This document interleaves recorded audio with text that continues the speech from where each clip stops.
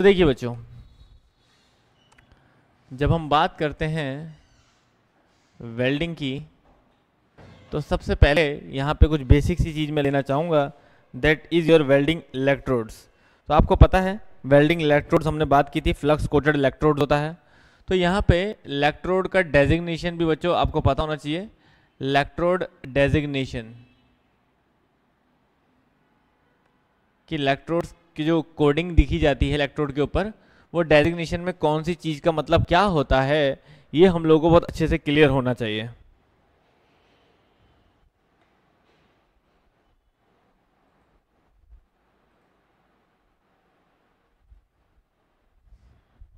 Clear बच्चों?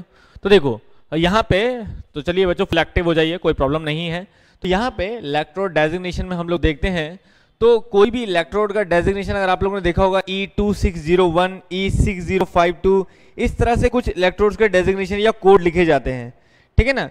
तो उन कोड्स का मतलब क्या होता है, या हम देखते हैं कहीं पर लिखा होता है E7024, इस तरह से लिखा होता है, ठीक है ना। या कहीं पर कोड कोई लिखा है E6013।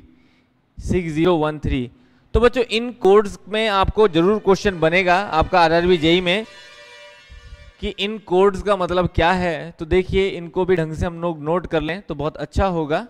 जैसे कि हम बात करें कोड्स की, तो यहाँ पे कुछ इस तरह का कोड यूज होता है बच्चों। ई 2 डिजिट एक साथ आएंगी, उसके बाद 3 डिजिट अलग अलग, ठीक है। एक्स की जगह पे समझ लो कोई ना कोई डिजिट आएगी वहां पे, ठीक है। मैं एक्स लिख रहा हूं तो इसका मतलब है कि यहाँ पे कोई ना कोई डिजिट आएगी। तो आपको ध्यान रखना है कि कौन कौन सी वो डिजिट यहाँ पे लिखी जाएगी या उनका मतलब क्या होगा। तो देखो ई मतलब तो होता है बच्चों, तो मैं प्रॉपर मार्क करके आपको बताता रहूं। तो देखिए बच्चों ई मतलब होता है इलेक्ट्रोड। तो जो भी इलेक्ट्रोड आप यूज कर रहे हैं आर्क वेल्डिंग में, तो वो ई से मतलब होगा सिर्फ इलेक्ट्रोड का मतलब। तो ई मतलब इलेक्ट्रोड, ई से हम लोग इलेक्ट्रोड के बारे में बताते हैं कि इस टाइप का इलेक्ट्रोड है, this electrode is for arc welding, ठीक है ना। तो ई मतलब होगा इलेक्ट्रोड फॉर आर्क वेल्डिंग, ठीक है। अब नाउ यहां पे डबल डिजिट आप देख रहे हैं कि डबल XX, उसके बाद ये डबल डिजिट का मतलब क्या है।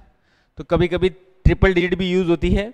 तो ये डबल डिजिट बच्चों क्या बताएगा, तो याद रखिएगा, it indicates, this double digit will indicates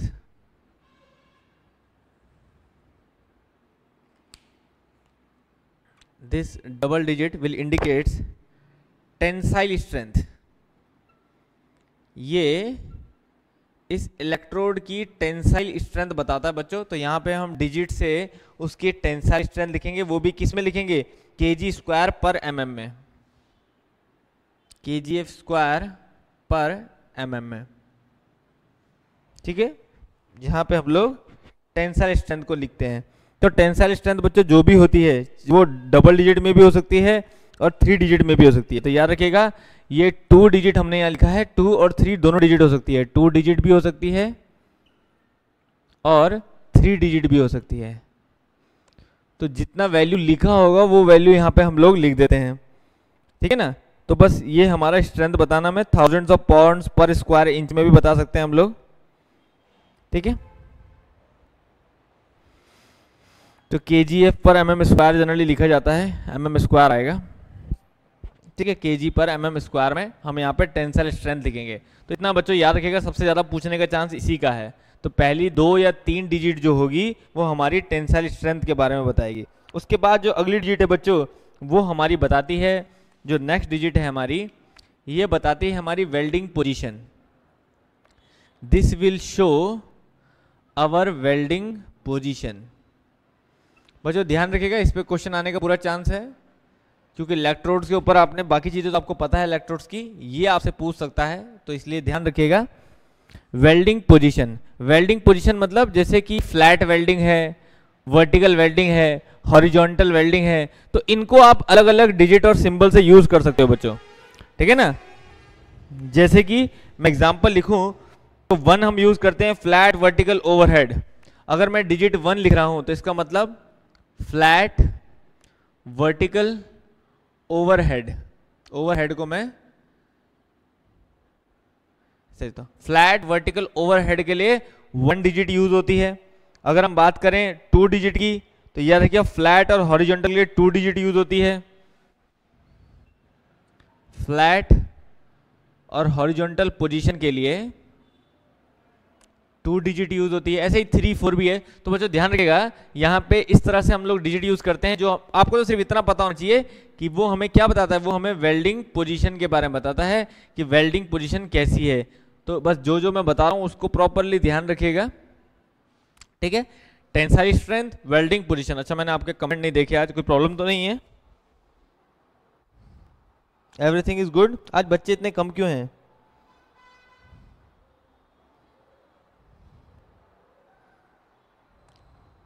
बच्चे इतने कम क्यों हैं बच्चों आज? आप लोग मतलब मैं नहीं थका क्लासेस से, आप लोग थक गए? मैं तो तब से कंटिन्यूस ही हूँ क्लास। कल रात 9 बजे से 9 से सुबह 4:30 बजे तक आप लोगों का क्लास रहा। फिर मैं घर जाके फ्रेश हुआ, फिर 7:30 से फिर क्लास रहा, ऑफलाइन क्लास। वो अभी ठीक 11 बजे, 11:15 बजे, 11:30 बजे निपटा है। अब 11:30 बजे ऑफलाइन क्लास निपटा है, उसके बाद ये आपका ऑनलाइन क्लास है अभी 2 बजे तक। तो आप लोग थक गए जो आज कोई ऑनलाइन नहीं है। चलो खैर, ये तो निस्वार्थ सेवा है। नाइट क्लास की वजह से, वही तो मैं कह रहा हूँ, नाइट क्लास से आप लोग कैसे थक गए? मैं तो तब से लगातार क्लास ले रहा हूँ, ऑनलाइन ऑफलाइन सब। चलिए खैर, व्यूअर्स की टेंशन लेंगे तो पढ़ाएंगे कैसे? कोई बात नहीं बच्चों, जो भी है, अगर एक बच्चा भी देख रहा है उसके भी काम आता है तो समझ लीजिए उस एक बच्चे के लिए हमारे लिए लेक्चर है।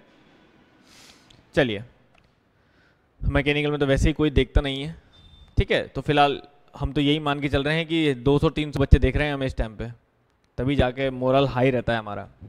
चलिए खैर, तो वही मैंने कहा था, हम तो खुद के मजे ले रहे हैं। तो यहाँ पे देखो बच्चों, वेल्डिंग पोजीशन हम लोग की बताएगा। अगला डिजिट हमारा क्या शो करता है? Indicate the coating. तो हमारा अगला डिजिट जो है, ये नेक्स्ट डिजिट जो हम दिखा रहे हैं, वो कोटिंग और पेनिट्रेशन को शो करता है बच्चों।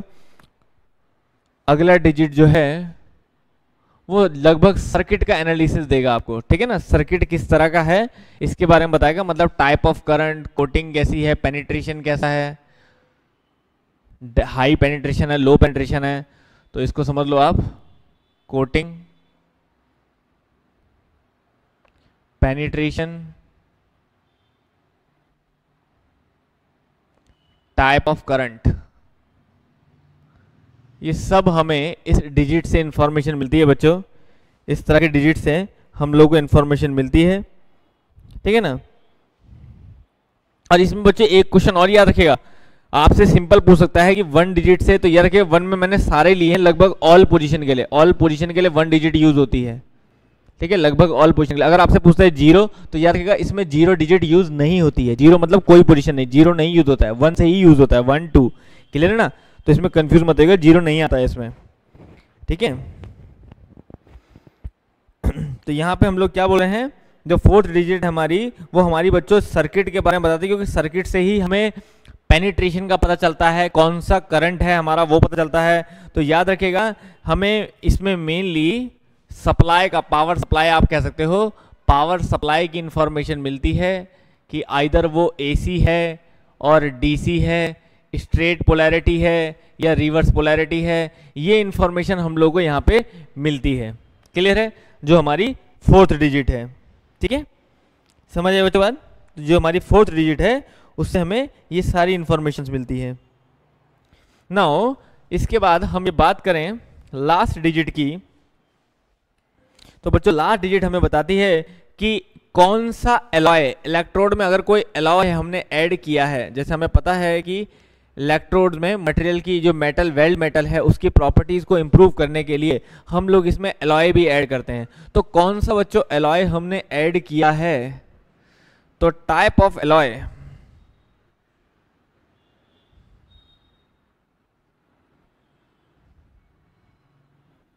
इन इलेक्ट्रोड, ठीक है, इलेक्ट्रोड में हमने कौन सा एलॉय ऐड किया है, किस तरह की प्रॉपर्टी वो इंप्रूव करेगा, वो हमारी ये लास्ट डिजिट बताती है बच्चों। वो हमारी ये लास्ट डिजिट जो है वो बताती है। तो ये भी आपको ध्यान रखना है।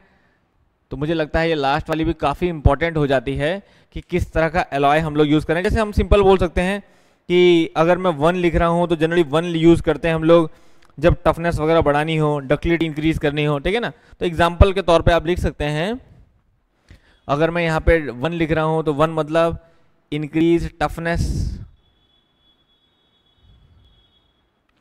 Improve ductility.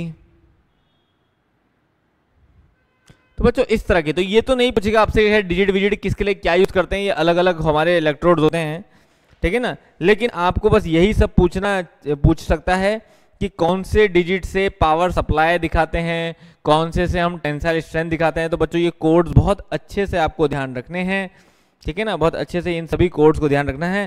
तो there are various examples which show these values, ठीक है।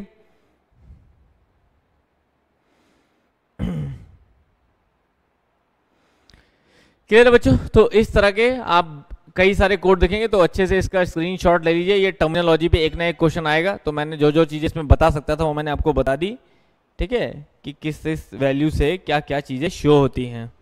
तो आई थिंक आप लोगों के समझ में आ गया होगा।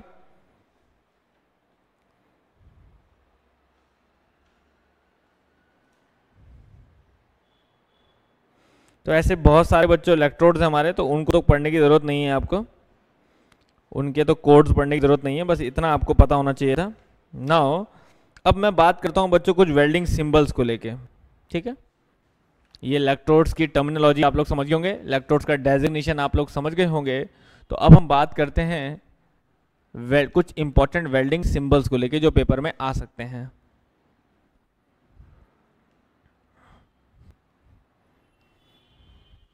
किसी फिलेट जॉइंट की अगर मैं बात करूं तो याद रखिएगा, अगर मैं किसी फिलेट जॉइंट की बात करता हूं तो फिलेट जॉइंट को शो करने का सिंबल होता है बच्चों कुछ इस तरह से, ऐसे और ऐसे। तो याद रखिए इस तरह के सिंबल से अगर मैं शो कर रहा हूं बच्चों तो it means there will be a fillet joint. ये एरो वाली साइड में, ठीक है, एरो साइड में अगर मैं दिखा रहा हूं ऐसे तो वो फिलेट जॉइंट है, लेकिन अगर मैं अदर साइड में दिखा रहा हूं तो उसका सिंबल कुछ ऐसे होगा। तो ये समझ लीजिए दिस इज एरो साइड, जहां एरो है वहां फिलेट इंडिकेट कर रहे हैं, लेकिन उसके अपोजिट डायरेक्शन में कर रहे हो, अदर साइड में कर रहे हो तो अदर साइड में बच्चों यही सिंबल उल्टा पलट जाएगा कुछ इस तरह से, ठीक है, कुछ ऐसे। तो बस याद रखो आप ऐसे एरो साइड और अदर साइड तो आपको नहीं पूछेगा, लेकिन इसको आप याद रख लो कि फिलेट जॉइंट आपको इस साइड करना है। एरो साइड और अदर साइड समझ लो ना, जब एक साइड में आपको फिलेट करना हो तो इस सिंबल से, जब दूसरी साइड में फिलेट करना हो तो इस सिंबल से, और जब दोनों साइड में फिलेट जॉइंट मारना हो, जैसे आप कोई टी जॉइंट मार रहे हो, इसमें भी इधर भी फिलेट मारना उधर भी फिलेट मारना है, तो जब बोथ साइड आपको मारना हो तो बोथ साइड के लिए आप ड्राइंग में क्या सिंबल बनाएंगे, क्योंकि यही सिंबल देख के जो वेल्डर है वो समझ जाएगा कि करना क्या है। तो जब बोथ साइड मारना हो बच्चों तो कुछ इस तरह के एरो यूज करते हैं, इस तरह का सिंबल यूज करते हैं। इस तरह का सिंबल होता है कि बोथ साइड में फिलेट जॉइंट जो है वो क्रिएट होना है। समझ आए बच्चों बात, बोथ साइड में फिलेट जॉइंट जो है वो क्रिएट होना है। क्लियर है। तो एरो साइड, अदर साइड और बोथ साइड, ये मैंने आपको तीनों कैटेगरी बताई। ऐसे ही सेम मैं स्पॉट के लिए बताता हूं बच्चों, ऐसे ही सेम मैं स्पॉट के लिए बताता हूं। स्पॉट और प्रोजेक्शन वेल्डिंग के लिए हम लोग क्या सिंबल यूज करते हैं, देखिए काफी इंपॉर्टेंट है। तो याद रखिएगा स्पॉट या फिर प्रोजेक्शन वेल्डिंग अगर बोलता है तो उसके लिए हम लोग क्या सिंबल यूज करते हैं बच्चों, ये इंपॉर्टेंट लगता है मुझे पेपर के लिए, ठीक है ना, क्योंकि इजी सिंबल है, आपको याद रखना है। तो याद रखिएगा अगर मैं एरो साइड में एक साइड में दिखा रहा हूं तो कुछ इस तरह से दिखाता हूं बच्चों स्पॉट का सिंबल, ठीक है ना, इस तरह से दिखाता हूं स्पॉट का सिंबल। और अदर साइड में, दूसरी साइड में दिखाऊंगा तो इस तरह से, बस उसका उल्टा समझो ऐसे। बोथ साइड कोई होता नहीं है, आपको पता है रेजिस्टेंस स्पॉट वेल्डिंग क्या होती है, दोनों इलेक्ट्रोड के बीच में कॉन्टैक्ट रेजिस्टेंस में क्रिएट होती है। तो बोथ साइड वाला ऑप्शन यूज नहीं होता है यहाँ पे, ठीक है ना, बोथ साइड वाला ऑप्शन कोई यूज नहीं होता है यहाँ पे, तो इसको खाली छोड़ देते हैं, ठीक है। तो ये है स्पॉट और प्रोजेक्शन वेल्डिंग, ठीक है। अगर आप कहीं स्टड वेल्डिंग कर रहे हैं बच्चों, अगर आप कहीं स्टड वेल्डिंग कर रहे हैं तो यही सिंबल किस तरह से हो जाता है स्टड जॉइंट के लिए,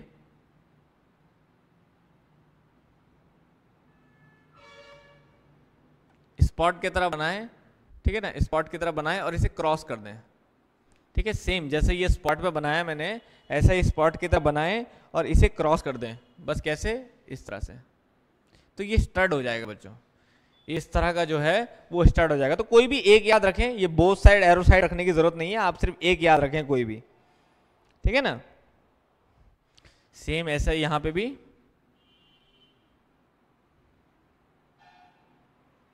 तो ये हमारा स्टार्ट हो जाता है। तो इस तरह के कुछ सिंबल्स बच्चों याद रखने जरूरी हैं, ठीक है ना, बस एक बार देखने वाली बात है, बहुत मुश्किल नहीं है, ठीक है। अगर हम कहीं पर एज क्रिएट कर रहे हैं, कहीं पर हम एज वेल्डिंग कर रहे हैं, एज जॉइंट बना रहे हैं, तो सेम बच्चों एज के लिए याद रखना है आपको, स्ट्रेट एज खींच देनी है बस। अगर हम एज बना रहे हैं तो सिंपली आप क्या करें, इस तरह से स्ट्रेट एज बना दें, सिंपल। एज के लिए इस तरह का सिंबल बच्चों यूज होता है। तो बस एक नज़र मारना बहुत ज़रूरी है कि इस तरह का सिंबल हम लोग एज के लिए यूज करेंगे। दूसरी साइड बनाना है तो कुछ इस तरह बन जाएगा, सिंपल। समझ आए बच्चों बात? ऐसे या फिर ऊपर को इसको इस तरह बना सकते हैं। ये एज के लिए सिंबल यूज होता है। बोथ साइड में करना है तो बोथ साइड में क्या करोगे, बोथ साइड में आप ऊपर भी और नीचे भी ऐसे करोगे, सिंपल। बोथ साइड ऐसे हो जाएगा, तो जरूरत नहीं है यार बोथ साइड की, समझ गए ना। तो ये है बच्चों कुछ जॉइंट को लेके कुछ सिंबल्स जो आपको पता होने चाहिए, ठीक है ना। तो वेल्डिंग सिंबल्स आपके क्या क्या लोकेशन, ये जनरली हमें लोकेशन बताते हैं, ठीक है ना। लोकेशन मतलब कहाँ पे क्या होना है, इस तरह से लोकेट इंडिकेशन करने के काम आते हैं। आपको पता रहता है कि जहाँ पे ये एरो जा रहा है वहाँ पे फिलेट करना है, जहाँ पे ये एरो जा रहा है वहाँ पे स्पॉट वेल्डिंग करनी है, जहाँ पे ये एरो जा रहा है वहाँ स्टड करना है, जहाँ पे ये एरो जा रहा है वहाँ एज वेल्डिंग करनी है। तो बस ये सिंबल्स हमें हेल्प करेंगे इस तरह की वेल्डिंग करने में। क्लियर है?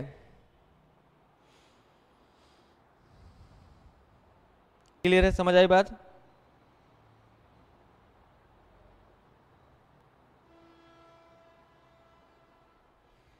चलिए नाउ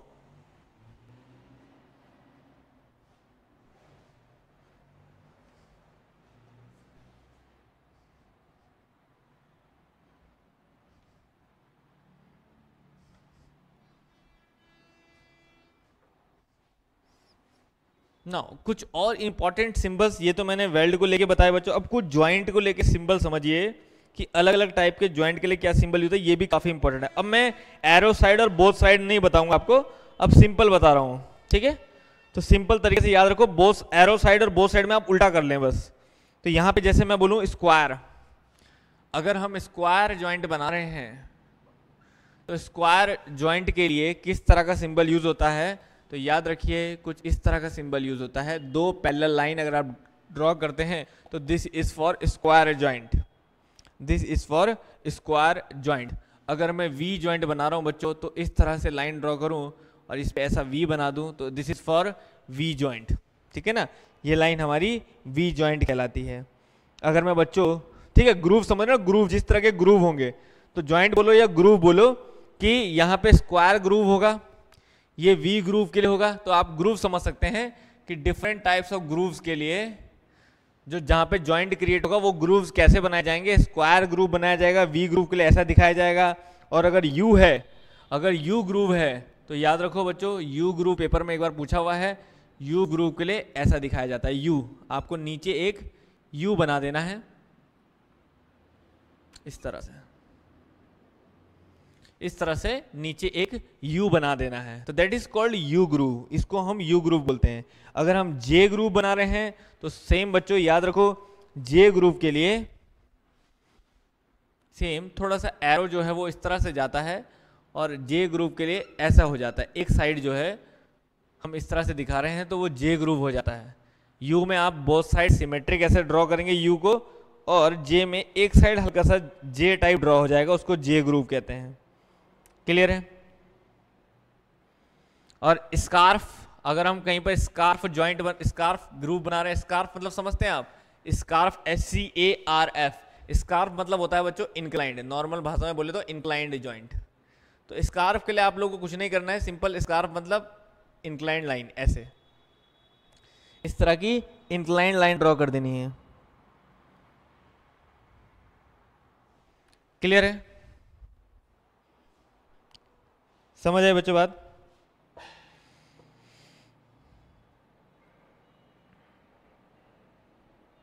क्लियर है? तो बस स्कार्फ मतलब इंक्लाइंड, तो सॉरी इसको मिला देते हैं, पूरा क्रॉस कर देते हैं इस तरह से, इस तरह से। तो स्कार्फ मतलब होता है इंक्लाइंड। तो बच्चों ये भी कुछ ग्रूव्स को लेके सिंबल होते हैं हमारे पास, जिनको आपको ध्यान रखना है, ठीक है ना। अब इसके अलावा कुछ और इम्पॉर्टेंट सिंबल्स भी हैं जो हम लोग यूज़ करते हैं, उनको भी मैं साथ साथ बता देता हूँ आपको, जो पेपर में आ रखे हैं ऑलरेडी। तो जो अब मैं बता रहा हूँ आपको काफ़ी इंपॉर्टेंट है और वो पेपर में बहुत बार आया है बच्चों, तो इसलिए उसको इम्पोर्टेंटली ध्यान रखिएगा आप। और आज भी जेई में ही ऑलरेडी पूछा हुआ है वो। दैट इज, अगर मैं कहीं पर इस तरह किसी सिंबल से डिनोट कर रहा हूँ एक सर्कल जो पूरे को कंप्लीट करके है, तो बच्चों इसका मतलब होगा पूरे ऑल अराउंड पे वेल्ड होना है, weld all around, weld all round, ठीक है। कंप्लीट में वेल्ड होना है, ठीक है ना, वेल्ड ऑल राउंड। तो कंप्लीट में वेल्ड होना है, इसका मतलब होगा इस तरह के सिंबल से, वेल्ड ऑल राउंड, ठीक है। अगर किसी पर्टिकुलरली जगह पे वेल्ड होना है बच्चों, किसी पर्टिकुलरली जगह पे वेल्ड होना है, तो याद रखिए इसको बोलते हैं हम फील्ड वेल्ड। फील्ड वेल्ड, किसी पर्टिकुलर, आपको सब जगह नहीं वेल्ड करना, सिर्फ उसी जगह पे वेल्ड करना है, तो उसको बोलते हैं हम फील्ड वेल्ड, और उसको इस तरह के सिंबल से शो करते हैं, उसको हम लोग इस तरह के सिंबल से शो करते हैं। इसका मतलब हो जाता है फील्ड वेल्ड, ठीक है बच्चों, याद रखिएगा, that is called field weld. अब यहाँ पे मैं आपको कुछ जॉइंट की जानकारी भी दे देता हूँ, ठीक है, कुछ इंपॉर्टेंट जॉइंट्स की जानकारी भी हम लोग यहाँ पे ले लेते हैं।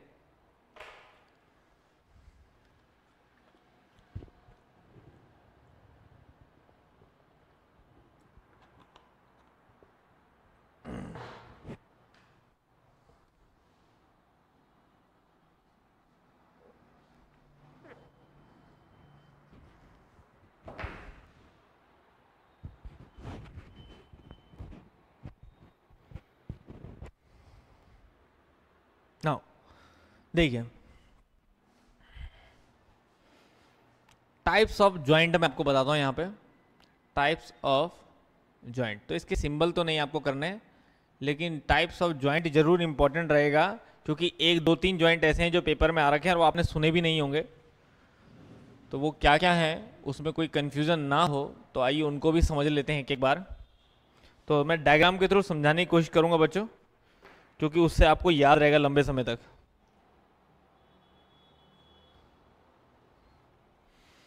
देखिए, अगर हम जॉइंट्स की बात करते हैं, तो देखिए सबसे कॉमनली, तो डायग्राम के थ्रू हम लोग समझेंगे, सबसे कॉमनली हमारा कहलाता है that is called butt joint, butt joint, ठीक है, बट जॉइंट। तो बट जॉइंट हम सभी को पता है, इस तरह का जॉइंट हुआ कोई, जो दो प्लेटों को सामने सामने हम लोग वेल्ड करें कुछ इस तरह से, ठीक है ना, कुछ इस तरह से सामने सामने हम दो प्लेटों को वेल्ड करें, तो ये हमारा जो जॉइंट है वो कहलाएगा हमारा बट जॉइंट।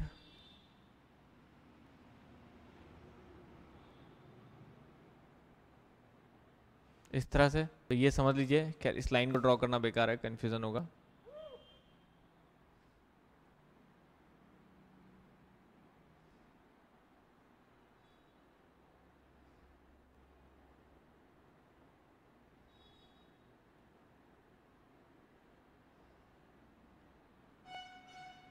तो हमें पता है जब इस तरह का कोई जॉइंट बच्चों क्रिएट किया जाता है, तो that is called butt joint. जब ऐसे एज टू एज हम लोग यहाँ पे जोड़ देंगे, तो that is called butt joint, ठीक है ना। तो इस तरह के जॉइंट में आपको पता है ये होता है हमारा एरो साइड, जैसे मैंने आपको बताया था, this is called arrow side, और ये नीचे वाला साइड होगा हमारा वेल्ड अदर साइड। तो जैसा हम लोग बोल रहे थे वहाँ पे, this is called other side, इसी को बोलते हैं अदर साइड। तो that is arrow side, that is other side, ठीक है ना।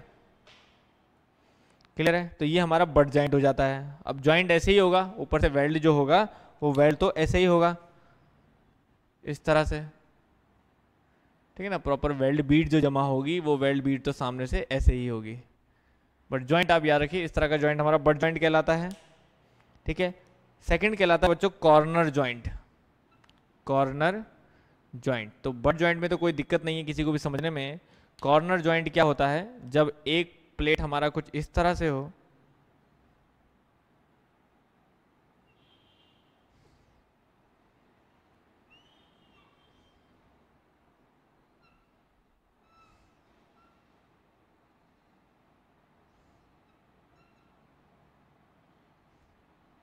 इस तरह से, ठीक है ना। तो जब इस तरह का बच्चों हम लोग कॉर्नर को ज्वाइन करते हैं तो that is called corner joint.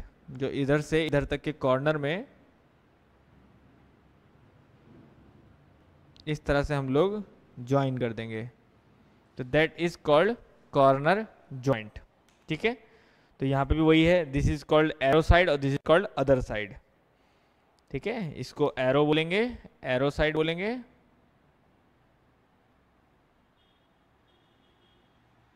Arrow side बोलेंगे, ठीक है बच्चों। थोड़ा टॉपिक ये वाला बोरिंग सा रहेगा क्योंकि बहुत कॉमन टॉपिक नहीं है, बहुत कंसेप्चुअल नहीं है, लेकिन एक एक बार आपको पढ़ना बहुत जरूरी है, क्योंकि अगर इनमें से कुछ भी क्वेश्चन आया तो एक बार देखा हुआ होगा तभी आप आंसर कर पाएंगे, नहीं तो फिर इसका आंसर भी नहीं कर पाएंगे। तो इसलिए मुझे तो ये लेक्चर एक बार लेना ही पड़ेगा, तो चाहे वो बोरिंग हो या कुछ हो, ठीक है। नाउ कॉर्नर जॉइंट और बट जॉइंट हमने बात करी। नाउ अब सेम हम बोले ऐसे ही टी जॉइंट, सभी को पता है टी जॉइंट। तो टी जॉइंट में क्या है, एक प्लेट हमारा कुछ ऐसे हो गया जो टी फॉर्मेशन में ज्वाइन होगा,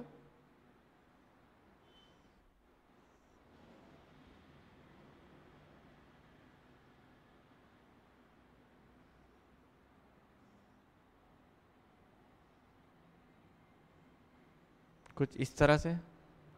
तो जब इस तरह का कोई जॉइंट क्रिएट हुआ बच्चों तो that is your T joint, ठीक है ना। अब इसमें आपको पता ही है जो नीचे का सरफेस है, जो नीचे का सरफेस है वही हमारा टी कहलाता है joint, that surface is T joint.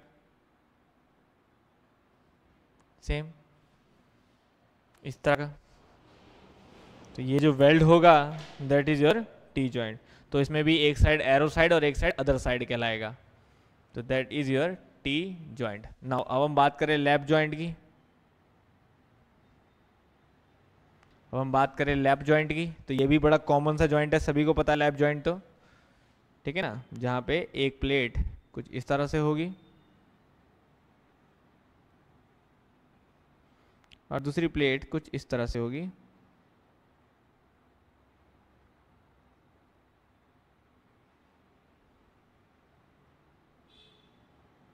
ठीक है ना। तो इस तरह का जो जॉइंट क्रिएट होगा that is your lap joint, ठीक है।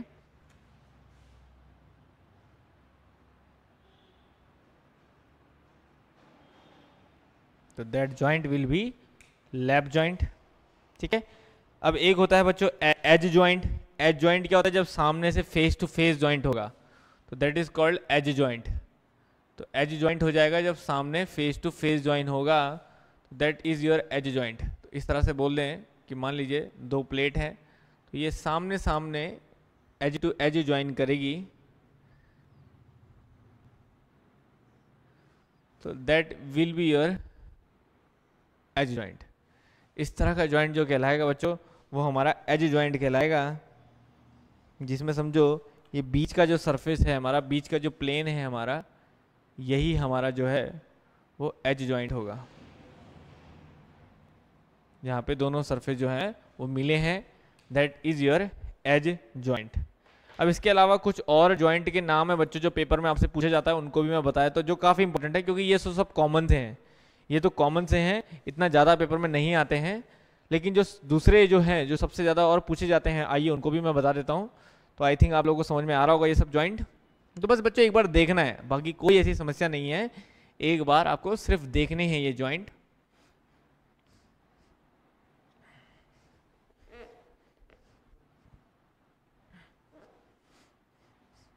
अब इनके अलावा जो आपने जनरली नहीं सुने हैं वो कौन से हैं, जैसे कि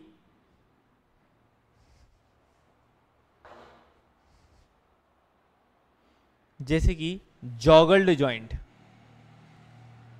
जॉगल्ड जॉइंट, जॉगल्ड जॉइंट। जॉगल्ड जॉइंट की खास बात क्या होती है बच्चों, दो प्लेटें ओवरलैप जॉइंट होता है, तो ओवरलैप जॉइंट होता है, ओवरलैप जॉइंट होता है, लेकिन आप देखते हैं ओवरलैप जॉइंट होने के बावजूद भी दोनों सरफेस, जैसे जनरली ओवरलैप में क्या होता है, एक प्लेट ऐसे है तो दूसरी प्लेट ऐसे होगी, तो ओवरलैप में आप क्या देखते हो, ओवरलैप में दोनों प्लेटें अलग अलग प्लेन में होती हैं, दोनों प्लेटें जो है अलग अलग प्लेन में होती है। तो इस जॉइंट में क्या होता है, ओवरलैप होने के बावजूद भी दोनों प्लेटें सेम प्लेन में होंगी। कैसे, कुछ इस तरह से बच्चों। तो देखिए कोई एक प्लेट है, मान लीजिए ये ओवरलैप हो रखी है किसी दूसरी प्लेट के साथ। अब जो दूसरी वाली प्लेट है ना, वो यहां से बेंड होके वापस इसी प्लेट के लेवल के प्लेन पे आ जाएगी, कुछ इस तरह से।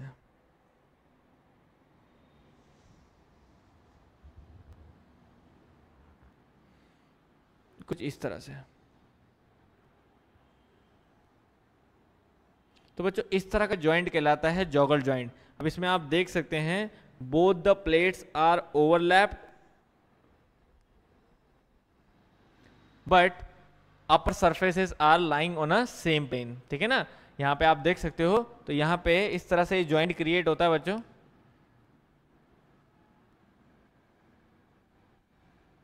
ठीक है, तो आप क्या कह सकते हो कि overlap joint but upper surface of both the plate lie on a same plane। ठीक है, दोनों ही प्लेट के जो सरफेस हैं वो सेम प्लेन पे लाई करते हैं बच्चों। इस तरह के जॉइंट को हम जॉगल जॉइंट कहते हैं। नाउ आपसे कुछ और पूछता है तो यार रखिए, आपसे बोल सकता है what is called plug joint. Plug joint किसे बोलते हैं बच्चों, बताइए। प्लग जॉइंट बच्चों किसे बोलते हैं, कोई देगा, हिंट देगा, प्लग जॉइंट किसे बोलते हैं। देखा किसने प्लग जॉइंट। प्लग जॉइंट का खास करैक्टर क्या है बच्चों, बताइए। प्लग जॉइंट का खास करैक्टर क्या है जो आपसे पूछ सकता है, बताइए।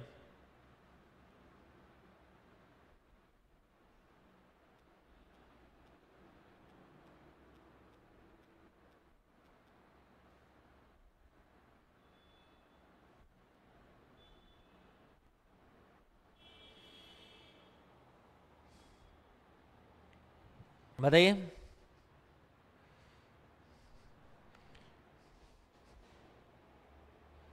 बताइए, कहीं तो सुना ही होगा, प्लग जॉइंट तो काफी फेमस है, कहीं ना कहीं आपने जरूर सुना होगा प्लग जॉइंट। किसने नहीं सुना है,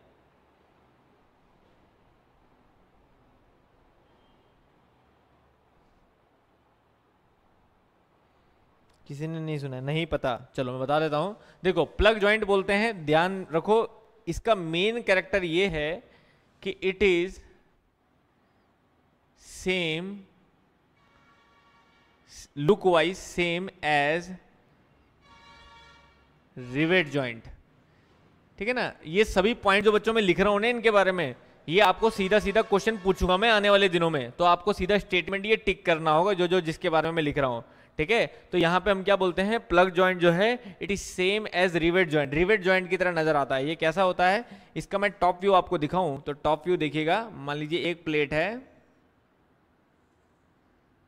उस पर दूसरा प्लेट जो है वो आपका वेल्ड होना है, तो क्या होगा, इसमें हम इस तरह का ये ओवरलैप किया हमने। अब जैसे रिविट में क्या करते हैं कि यहाँ पे रिविट डाल देते हैं, तो यहाँ पे आपको क्या करना है, स्लॉट क्रिएट करने हैं। एक स्लॉट यहाँ काटा, एक स्लॉट यहाँ काटा, ठीक है ना, इसका स्लॉट काटा ताकि नीचे वाला मेटल सरफेस आपको दिखने लग जाए।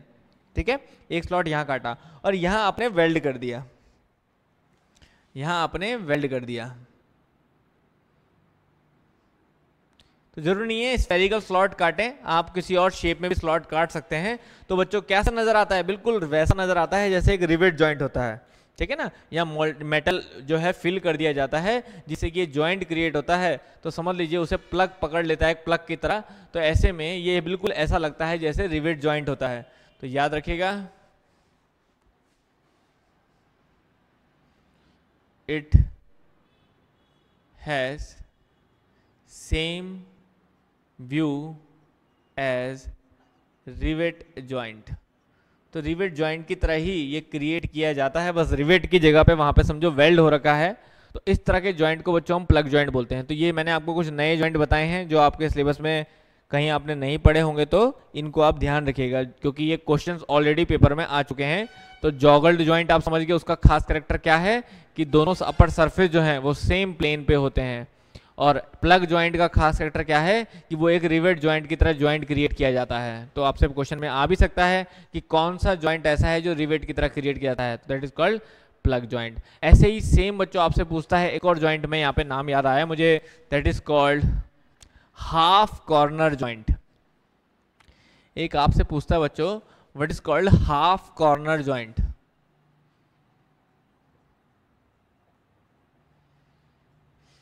तो याद रखिए हाफ कॉर्नर जॉइंट कैसा होता है। अगर मैं इसका एक फिगर बनाऊं साइड व्यू, कि मान लीजिए एक प्लेट ऐसा है, ठीक है, एक प्लेट कुछ ऐसा है,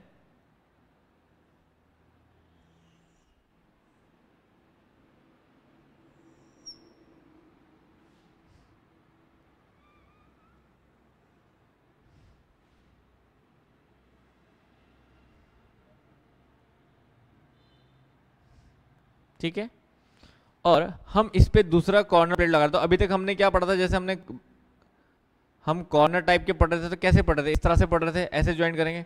तो बस बच्चों इसी को हाफ कॉर्नर कर दो। हाफ कॉर्नर करने का मतलब क्या हुआ, हाफ कॉर्नर मतलब हुआ कि आपने यहां ना करके इसको हाफ ही ज्वाइन करा, ठीक है ना, इस प्लेट को आपने हाफ ही ज्वाइन किया। तो अगर मैं इसको हाफ ही ज्वाइन करता हूं तो दैट इज कॉल्ड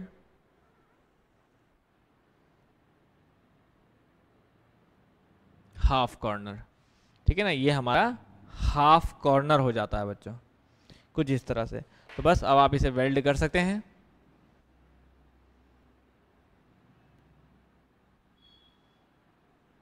ठीक है, इस तरह से। तो that is called half corner बच्चों। तो याद रखिएगा हाफ कॉर्नर में आपको आधा ही एज को जो है वो मिलाना है। समझ गया ना, ये इस तरह से रहेगा। अगर प्लेट हमारी जैसे भी है, ये प्लेट हमारी मान लीजिए इस तरह से है, तो ये ऐसे रहेगा, ये ऐसे रहेगा, तो इस तरह का जो भी होगा that is called half corner, ठीक है ना। तो इस तरह का जॉइंट कहलाता है। तो बच्चों ये 3 जॉइंट और आप ध्यान रखें, क्लियर है, चाहे वो हाफ कॉर्नर बताया मैंने, ठीक है, आपको प्लग जॉइंट बताया या जॉगल्ड जॉइंट बताया, इनको भी आप अच्छे से ध्यान रखिएगा ताकि कोई भी मिस्टेक ना हो। तो आइए बच्चों आगे चलते हैं और यहाँ पे लास्ट टॉपिक कवर करते हैं, दैट इज कॉल्ड टेस्टिंग। तो देखो बच्चों, वेल टेस्टिंग की जब हम लोग बात करते हैं तो यहाँ पे हमें पता है पूरे प्रोडक्शन में हर जगह पे हमारे 2 ही टाइप के टेस्ट होते हैं बच्चों। एक हमारी डिस्ट्रक्टिव टेस्टिंग होती है, एक होती है हमारी डिस्ट्रक्टिव टेस्टिंग, और एक होती है हमारी नॉन डिस्ट्रक्टिव टेस्टिंग,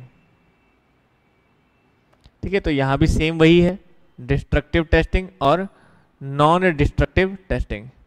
अब इनका मतलब भी आप सभी को पता होगा कि डिस्ट्रक्टिव टेस्टिंग मतलब जहाँ पे हमारा स्पेसिमेन जिस पे हम टेस्ट कर रहे हैं वो स्पेसिमेन हमारा खराब हो जाता है, मतलब ब्रेक हो जाता है, वो हमारा टूट जाता है, ठीक है। तो मतलब यहाँ पे जो भी टेस्ट होगा वो स्पेसिमेन को सेक्रीफाइस करके ही होगा। आपको स्पेसिमेन को जो है वो सेक्रीफाइस करना पड़ेगा, स्पेसिमेन को छोड़ना पड़ेगा, ठीक है ना, वो बाद में किसी काम का नहीं रहेगा।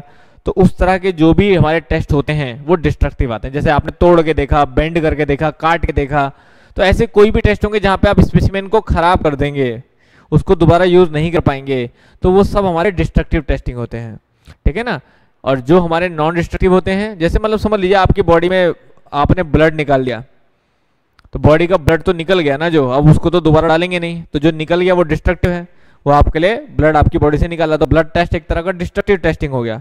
लेकिन नॉन डिस्ट्रक्टिव मतलब जहां आपकी बॉडी से कुछ भी नहीं निकला, या जहां हम स्पेसिमेन को यूज कर सकते हैं, स्पेसिमेन हमारा वैसे का वैसा ही बिल्कुल सही रहता है, तो वो कहलाता है हमारा नॉन डिस्ट्रक्टिव टेस्टिंग। तो जैसे आपने डॉक्टर पे जाके एक्सरे कराया, अब एक्सरे कराया तो आपकी बॉडी वैसी की वैसी रही, आपकी बॉडी से कुछ नहीं निकला, ना आपकी बॉडी में कुछ गया, तो that is called non destructive testing, है ना। तो यहाँ भी सेम वही है बच्चों, एक्सरेज वगैरह, रेडिएशन वगैरह के थ्रू जो भी टेस्ट होंगे, लाइट वाइट के थ्रू जो भी टेस्ट होंगे, वो सब कहलाएंगे नॉन डिस्ट्रक्टिव टेस्टिंग, जहां पे हमारे वर्क पीस को कोई फर्क नहीं पड़ता है। ठीक है, वर्क पीस हमारा जो स्पेसिमेन है हमारा वो वैसे का वैसा ही रहता है। तो इसलिए एक ही लाइन में लिख सकते हैं, specimen can not use further as it breaks during test. ठीक है, सिंपल बोले कि उसको हम दोबारा यूज नहीं कर सकते बिकॉज वो ब्रेक कर दिया जाता है टेस्ट में। क्लियर है, समझे बच्चों बात?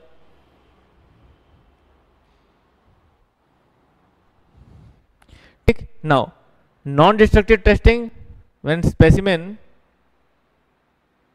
Can be reuse further after test. Test के बाद स्पेसिमेन जहां दोबारा से यूज किया जा सकता है वो हमारा कहलाता है बच्चों, that is your non destructive test. तो अब यहाँ पे इस तरह के टेस्ट पे आपको क्वेश्चन आ सकता है बच्चों, तो जो भी क्वेश्चन आता है उसमें क्या क्या चीजें पूछ सकता है, आइए थोड़ा सा डिटेल डिस्क्रिप्शन इस पे देखते हैं, जितना जरूरी है उतना मैं बता देता हूँ। तो सबसे पहले मैं लेता हूँ डिस्ट्रक्टिव टेस्टिंग। ठीक है, सबसे पहले लेता हूँ मैं destructive testing. Now destructive testing में बच्चों सबसे पहले यहाँ पे आता है, तीन तरह के टेस्ट जनरली हम लोग लेके चलते हैं, लेकिन पहला लेते हैं हम मैक्रो एच टेस्टिंग। फर्स्ट तो मैं सारे नाम लिख देता हूं पहले यहाँ पे, मैक्रो एच टेस्टिंग, ये पहला टेस्ट होता है। सेकंड हमारा कहलाता है root and face bend, root and face bend testing, root and face bend testing. तो नाम बड़े इंपॉर्टेंट है बच्चों, याद रखने। ठीक है, थर्ड हमारा कहलाता है, ठीक है, थर्ड हमारा कहलाता है निक ब्रेक टेस्ट, निक ब्रेक टेस्ट। तो क्वेश्चन एक ही हो सकता है, बस ज्यादा डिटेल तो नहीं आएगी, लेकिन क्वेश्चन एक ही हो सकता है कि इनमें से कोई भी टेस्ट का नाम आपको दे सकता है, बोले डिस्ट्रक्टिव है नॉन डिस्ट्रक्टिव है ये तो आप बता ही देंगे। दूसरा आपसे ये बोल सकता है बच्चों कि इन ये टेस्ट जनरली किस प्रॉपर्टी को फाइंड करने के लिए किया जाता है, ये भी आपसे पूछ सकता है कि अगर आप कोई टेस्ट कर रहे हो तो इससे वेल्डिंग की कौन सी प्रॉपर्टी का आप पता लगा रहे हो इस टेस्ट को करके। ठीक है ना, समझ आ रही है बात? तो ये आपसे इंपॉर्टेंट क्वेश्चन पूछ सकता है। तो आइए इसमें सबसे पहले देखते हैं बच्चों मैक्रो एच टेस्टिंग।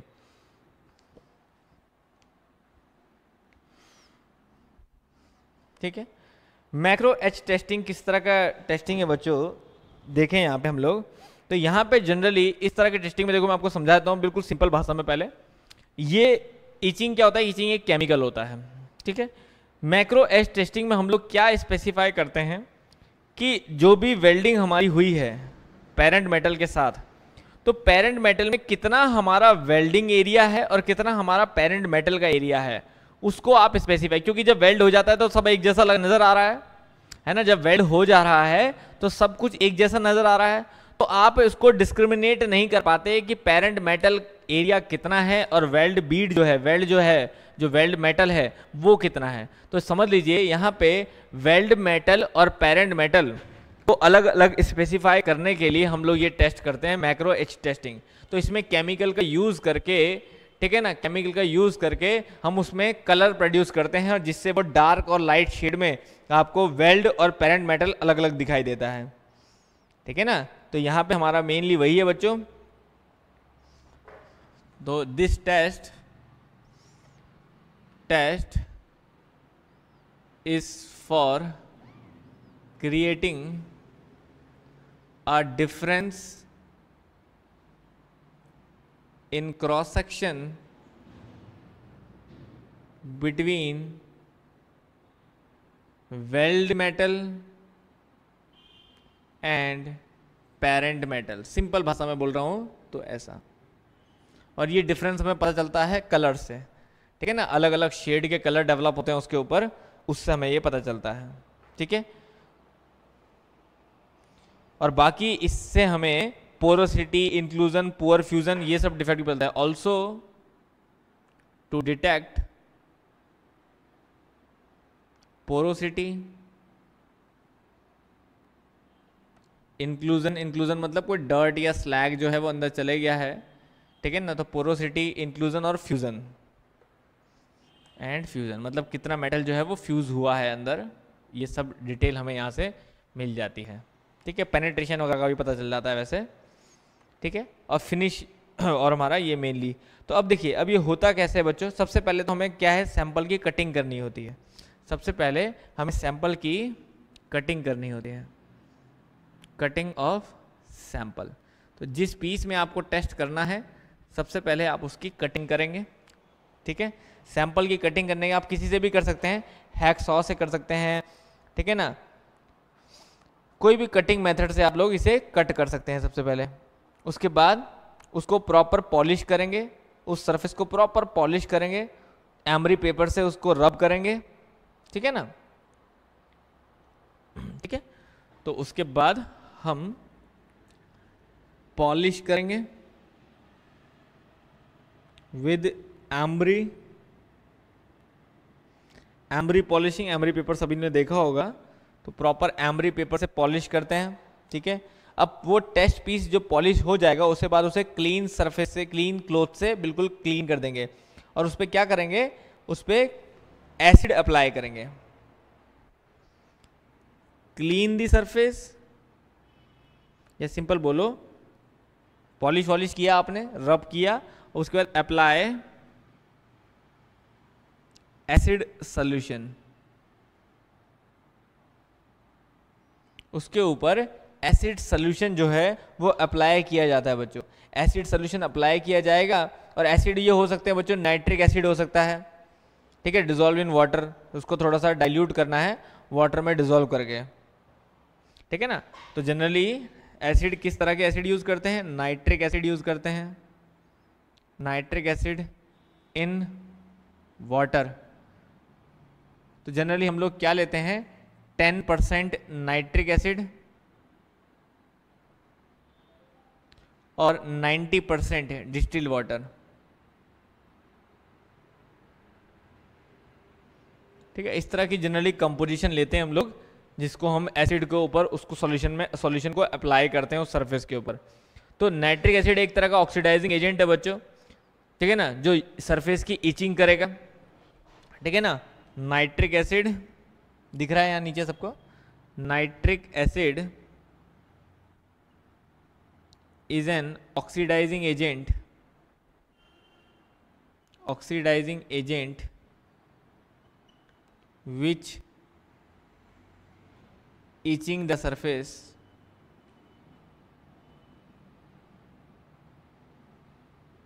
ठीक है, जो सरफेस को प्रॉपरली ईच करता है।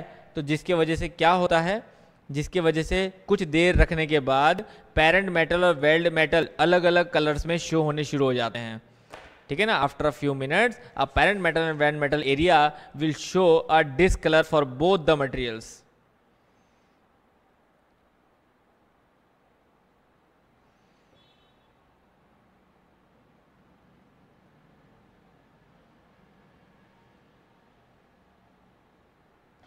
ठीक है, तो उसके बाद आफ्टर फ्यू मिनट, तो मैं यहां लिख देता हूं चौथा पॉइंट, आफ्टर फ्यू मिनट्स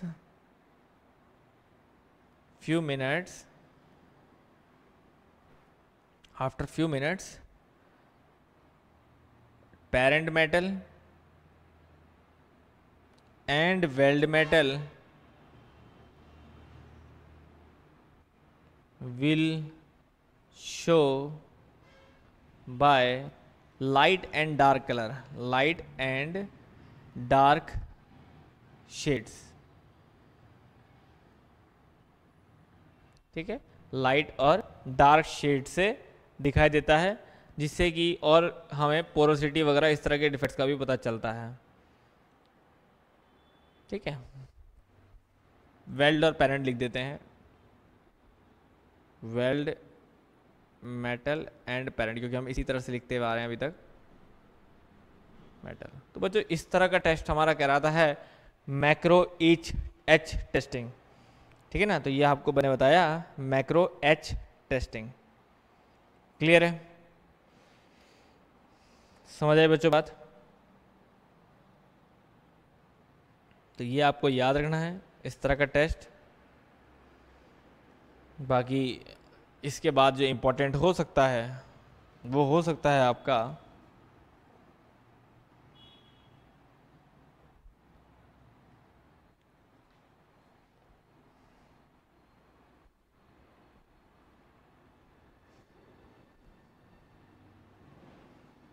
निक ब्रेक टेस्ट, या फिर जो दूसरे दो टेस्ट हमने बताए बेंड टेस्ट। तो उनमें कुछ खास तो नहीं है, लेकिन जो थोड़ी मोटी चीज़ें मैं आपको बता सकता हूँ, जैसे कि हम लोग जो भी बेंड टेस्ट कर रहे हैं वो जनरली हम लोग किसके लिए कर रहे हैं, ठीक है ना। तो जनरली हीट इफेक्टेड जोन वगैरह हमें फाइंड करना होता है, या फ्यूज़न क्वालिटी या पोरोसिटी। तो ये सब के लिए हम लोग बेंड टेस्ट करते हैं, ठीक है ना। तो इसलिए root and face bend test आपका सेम वैसे ही रहेगा। बाकी करने का तरीका वही है उसका, आप रूट बेंड करें या फेस बेंड करें, उसका करने का तरीका वही है बच्चों। अलोंग द फेस आप लोग, अलोंग द रूट और अलोंग द फेस आप लोग बेंड करेंगे, ठीक है ना। तो सिंपल एक रोलर के अबाउट, सिंपल एक रोलर के अबाउट रूट और फेस जो है वो प्लेट का बेंड होगा, ठीक है ना। तो वही है कि जिधर को फेस है और जिधर को रूट है उसके हिसाब से, ठीक है। तो ये दोनों तरीके का, रूट के साथ रूट वाला साइड आएगा और फेस वाले में फेस वाला साइड नीचे को आएगा। तो इस तरह का root and face bend test होगा, ठीक है। थोड़ा सा जो आपको नोट करनी चाहिए इन्फॉर्मेशन, तो याद रखिए 90 डिग्री में आपको बेंड करना होता है। तो जो हम ये बेंड करेंगे that angle will be roller के सेंटर के साथ 45 डिग्री इधर, 45 डिग्री इधर। तो मतलब वही है 90 डिग्री का लगभग ये बेंड होता है, ठीक है। और जो रोलर यूज होता है उसका डाया लगभग 40 mm का होता है, ठीक है। तो ये बेसिक सी बातें हैं जो इसके ऊपर इंपॉर्टेंट है, बाकी इंपॉर्टेंट नहीं है इतना, सिंपल बेंडिंग प्रोसेस है वो। हाँ, थोड़ा सा निक ब्रेक टेस्ट के बारे में बताऊंगा। निक ब्रेक टेस्ट बिल्कुल वैसा ही टेस्ट है जैसे आपका टफनेस टेस्ट होता है। यहाँ पे जो भी पीस पे आपको टेस्ट करना है उस पीस को आप कट कर लेते हैं, और आप बिल्कुल जैसे टफनेस टेस्ट होता है आपका कि आप सपोर्टर के ऊपर इस तरह से जो अपना वर्क पीस है वो रख देते हैं,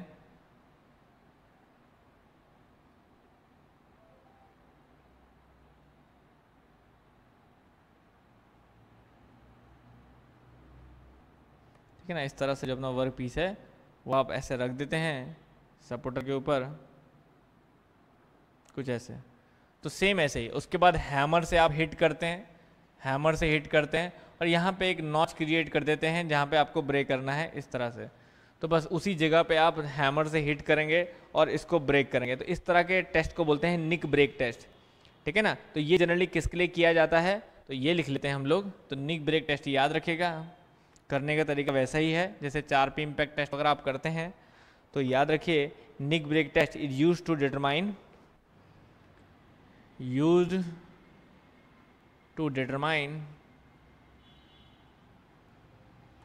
well defects like gas porosity, ठीक है ना, gas porosity, slag inclusion, oxidised formation. तो हमने बोला था gas porosity, slag inclusion, oxidisation, इन सब से बचने के लिए बच्चों, और फ्यूज़न, पुअर फ्यूज़न, इन सब को चेक करने के लिए ये निक ब्रेक टेस्ट होता है। इसमें इंपॉर्टेंट ये है कि जो स्पेसिमेन बनाता है उसकी डायमेंशंस क्या रहती है बच्चों, वो एक इंपॉर्टेंट फैक्टर है। तो याद रखिए जो भी आप स्पेसिमेन बनाएंगे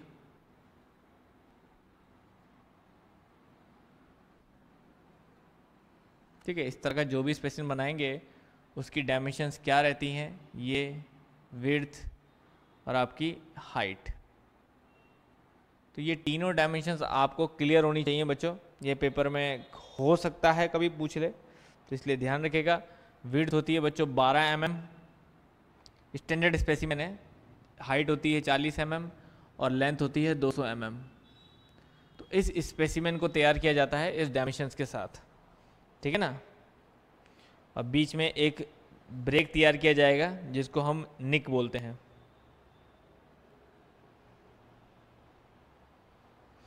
ठीक है, तो जो टॉप और बॉटम में नॉच बनानी है, टॉप और बॉटम में हमने जो नॉच बनाई है बच्चों, पूरी नहीं बनाते, इस तरह से और एक इस तरह से, तो बच्चों इसी को बोलते हैं हम लोग निक।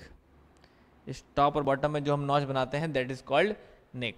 तो ये छोटी मोटी चीज़ें आपसे पूछ सकता है, तो बस ये आपको ध्यान रखनी है। बाकी वही है, हैमर से हिट करेंगे और आपका ब्रेक कर देंगे।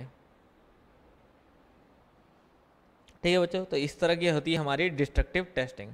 नाउ नॉन डिस्ट्रक्टिव टेस्टिंग के बारे में भी कुछ बता देता हूँ मैं, एटलीस्ट नाम तो सब पता हो, फिर ये टॉपिक हमारा कंप्लीट ही समझो।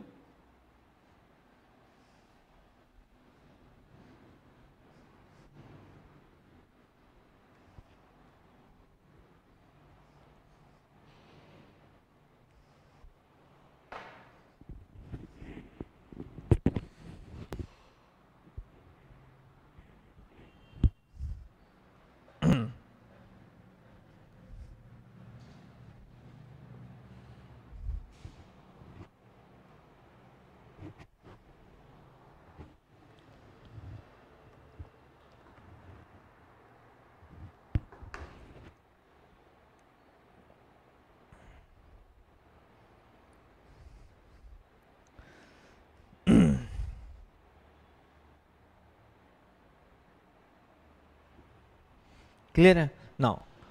तो बच्चों यहाँ पे नाम जरूर याद रखिएगा, नॉन डिस्ट्रक्टिव टेस्टिंग की जब हम बात करते हैं तो अभी तक पेपर में जो क्वेश्चन मैंने देखे हैं वो सब आ रखे हैं नॉन डिस्ट्रक्टिव टेस्टिंग को लेके, और वो भी नाम ही मेन इंपॉर्टेंट है, तो इसलिए नाम सारे पता होने चाहिए कौन कौन से नॉन डिस्ट्रक्टिव टेस्टिंग हम लोग लेके चलते हैं। तो याद रखिए, यहाँ पे फर्स्ट आता है radiographic test, radiographic test, radiographic testing. Second आता है बच्चों यहाँ पे dye penetration test, dye penetration test. और थर्ड आता है बच्चों यहाँ पे फ्लोरोसेंट टेस्ट, काफ़ी यूज़ होता है ये भी, फ्लोरोसेंट टेस्ट। ठीक है, और fourth one is called magnetic particle test, वो इतना इंपॉर्टेंट नहीं है लेकिन लिख लेते हैं मैग्नेटिक पार्टिकल टेस्ट, ताकि अगर आप पढ़ना चाहो तो पढ़ लेना। ठीक है बच्चों, तो ये चार नाम हम लोग को याद रखने हैं, ये चार टेस्ट हम लोग यूज़ करते हैं। ठीक है ना, fluorescent testing, dye penetration testing and magnetic particle test. तो इसमें फ्लोरोसेंट टेस्ट वगैरह आपको पेपर में पूछा जाता है, डाई पेनिट्रेशन टेस्ट पूछा जाता है, तो थोड़ी बहुत चीज़ें मैं बता देता हूँ यहाँ पे। ठीक है ना, सिंपल सिंपल सी बातें क्या क्या हैं देखिए। सबसे पहले बात करें बच्चों रेडियोग्राफी टेस्ट की, तो रेडियोग्राफी टेस्ट एक वही टेस्ट है जैसे एक्सरे होता है। ठीक है ना, तो रेडियोग्राफी टेस्ट और कोई टेस्ट नहीं है, सिंपल एक्सरे है। तो जैसे आप हॉस्पिटल में एक्सरे करवाते हैं, ठीक है ना, जिसमें एक्सरे ट्यूब होती है और सामने फिल्म लगी होती है।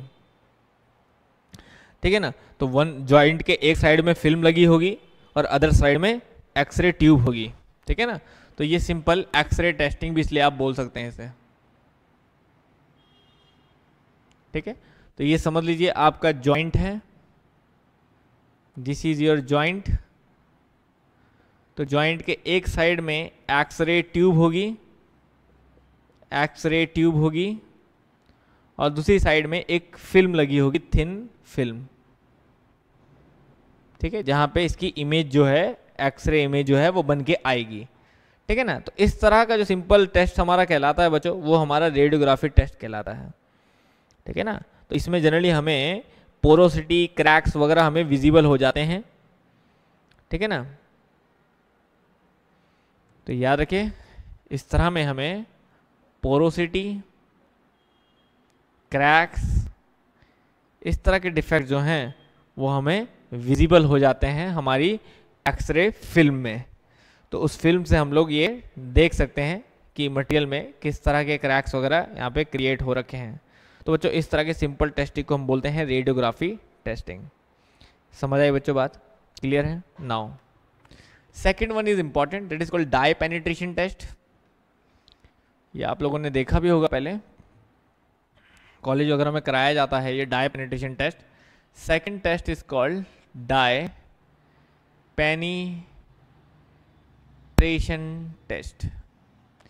अब देखो इसके इंपॉर्टेंट है जो वो है इसके टाइप, मतलब पार्ट्स, इसके स्टेप्स, कि डाई पेनिट्रेशन टेस्ट में क्या क्या स्टेप होते हैं बच्चों। तो याद रखिए 4 स्टेप में ये पूरी प्रोसेस खत्म होती है। कौन कौन से वो 4 स्टेप होते हैं? प्री क्लीनिंग, ठीक है, pre cleaning, dye penetration, dye penetrant, third post cleaning, ठीक है, third is post cleaning, and fourth is developer.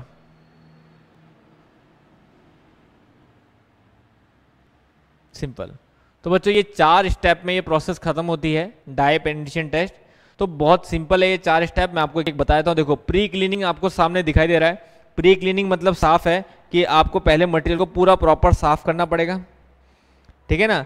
कोई भी तरह का मटेरियल जो ऊपर जमा नहीं होना चाहिए उसके ऊपर, ठीक है। तो वायर ब्रश वगैरह से, ठीक है, प्रॉपर स्क्रैप से, वायर ब्रश से आप प्रॉपर क्लीन करेंगे ऊपर के सरफेस को, ठीक है ना। या फिर कोई क्लीनिंग एजेंट भी आप लोग यूज कर सकते हैं, ठीक है, ताकि किसी भी तरह का ऑयल, किसी भी तरह का सिलिका कोई भी सरफेस में जमा ना हो।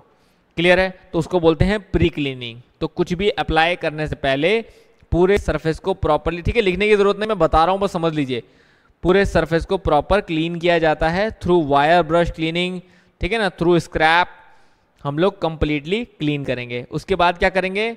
उसके बाद बच्चों डाई को पेनिट्रेट करेंगे, ठीक है ना। तो आपसे पूछ सकता है डाई किस तरह का होता है? तो जनरली ये होता है बच्चों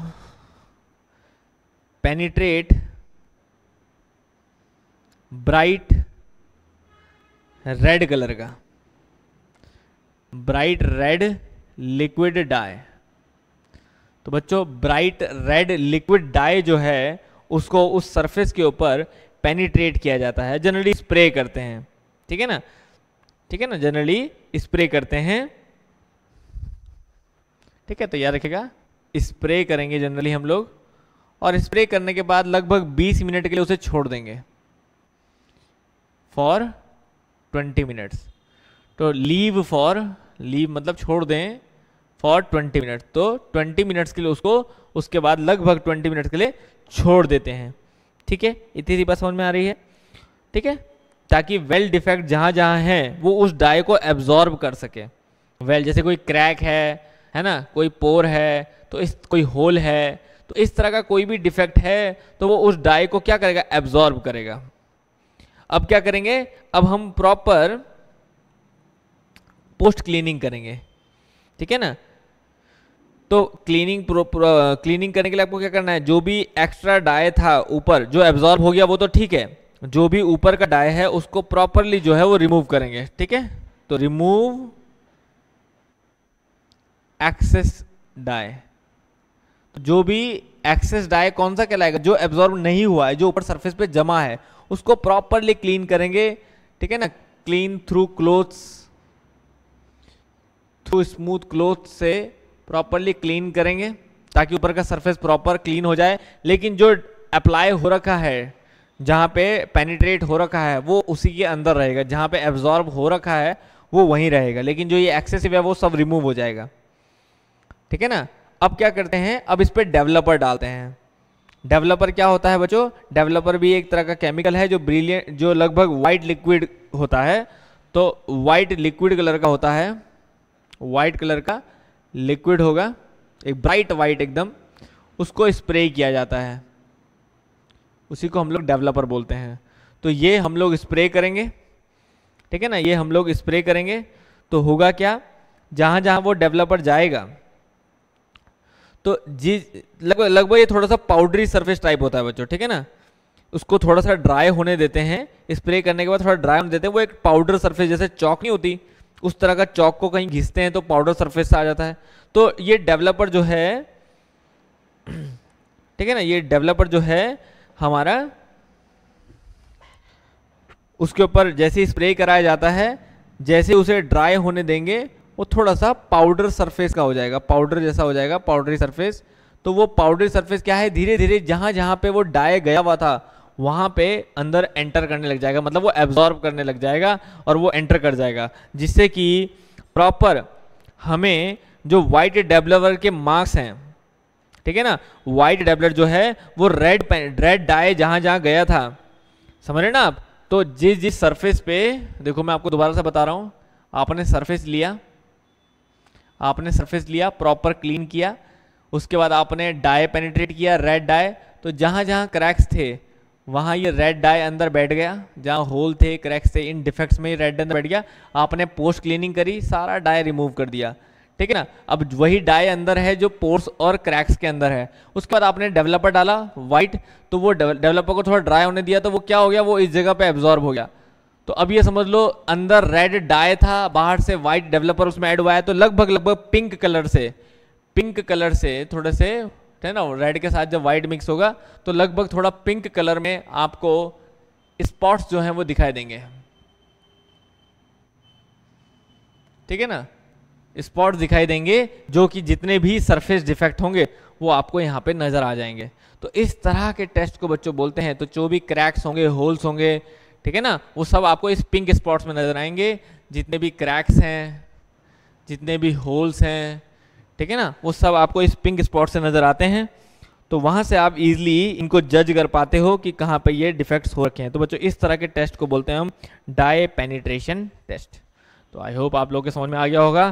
तो इस तरह के टेस्ट को हम लोग बोलेंगे डाई पेनिट्रेशन टेस्ट। क्लियर है बच्चों, समझ आ गई बात? No clear. तो चारों स्टेप याद रखिएगा, pre cleaning, dye penetration and post cleaning and developer. Clear है। अब यहां पे लास्ट में आपको बताता हूं बच्चों फ्लोरोसेंट टेस्ट।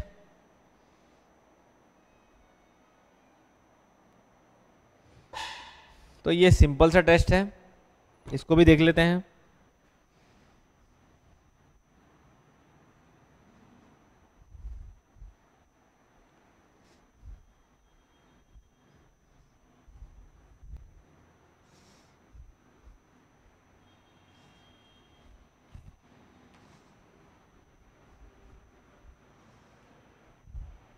तो बच्चों लास्ट यहाँ पे कहलाएगा फ्लोरोसेंट टेस्ट। तो ये भी सिंपल सा टेस्ट है बच्चों।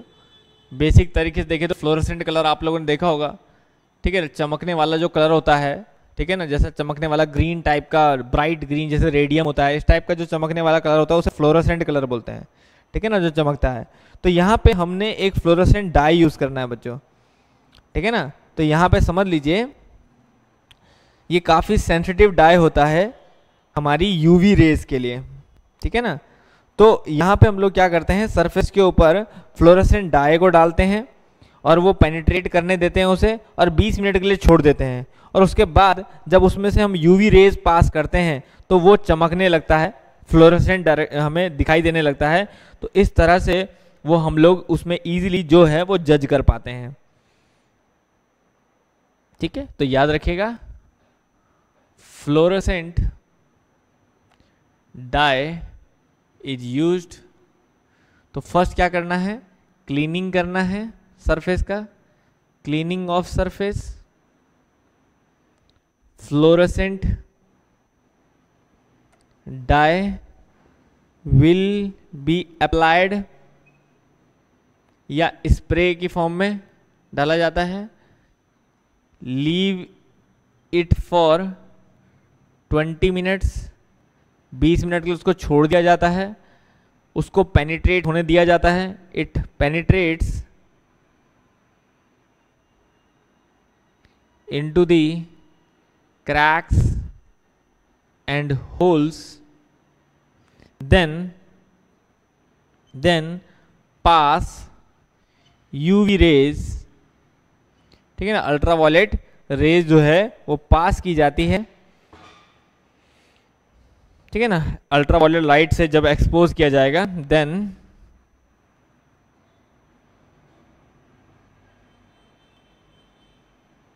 Expose to UV light, ultraviolet light. याद रखिएगा बच्चों यूवी लाइट की बड़ी इंपॉर्टेंस है। यहाँ पे आपसे पेपर में क्वेश्चन यही आया था कि फ्लोरोसेंट टेस्ट में कौन सी लाइट यूज होती है। तो याद रखिएगा ultraviolet light, when exposed to ultraviolet light, all cracks and holes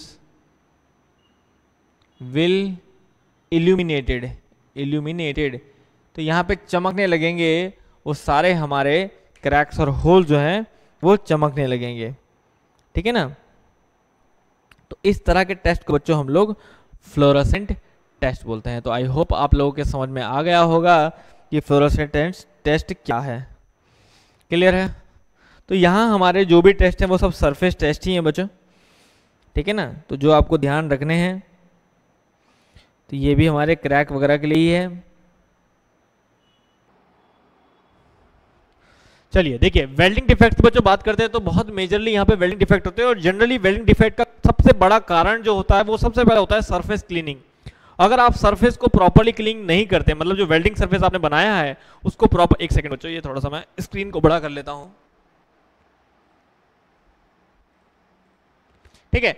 तो सबसे पहली चीज हमारी यहाँ पे यही होती है कि किसी भी वर्क पीस सरफेस जो हमने बनाया है, जहां पे हम लोग वेल्ड करने वाले हैं, अगर हम उसे प्रॉपर्ली क्लीनिंग ना करें उसकी, तो यहाँ पे सबसे कॉमन डिफेक्ट्स हम लोगों के क्रिएट होते हैं। और दूसरा, हमने देखा है कि पूरी वेल्डिंग के दौरान हम लोग का जो मेजर प्रॉब्लम रहा है वेल्डिंग का, वो यही रहा है कि एटमॉस्फेरिक गैसेस का कंटामिनेशन नहीं होना चाहिए। किसी भी तरह से जो एटमॉस्फेरिक गैसेस है वो कंटामिनेट नहीं करनी चाहिए हमारी मोल्टन मेटल के अंदर, जिसके वजह से हमें पता है कि गैस जो है वो इंट्रैप हो जाती है और वो गैस निकलने के लिए कहीं ना कहीं होल क्रिएट करती है। तो इस तरह से भी हमारे डिफेक्ट होते हैं। तो बच्चों बस इन्हीं चीज़ों के ऊपर मेजरली हमारे डिफेक्ट लिए जाते हैं। तो यहाँ पे इसी का ध्यान में रखते हुए सबसे पहला डिफेक्ट मैं यहाँ पे लेता हूँ बच्चों, that is called gas porosity. The first defect is called gas porosity. तो गैस पोरोसिटी बोलो या बच्चों आपको गैस होल्स बोले, ठीक है ना, तो ध्यान रखिएगा एक ही बात है। गैस होल्स बोले, गैस पोरोसिटी बोले या गैस पॉकेट भी बोले तो भी एक ही बात है,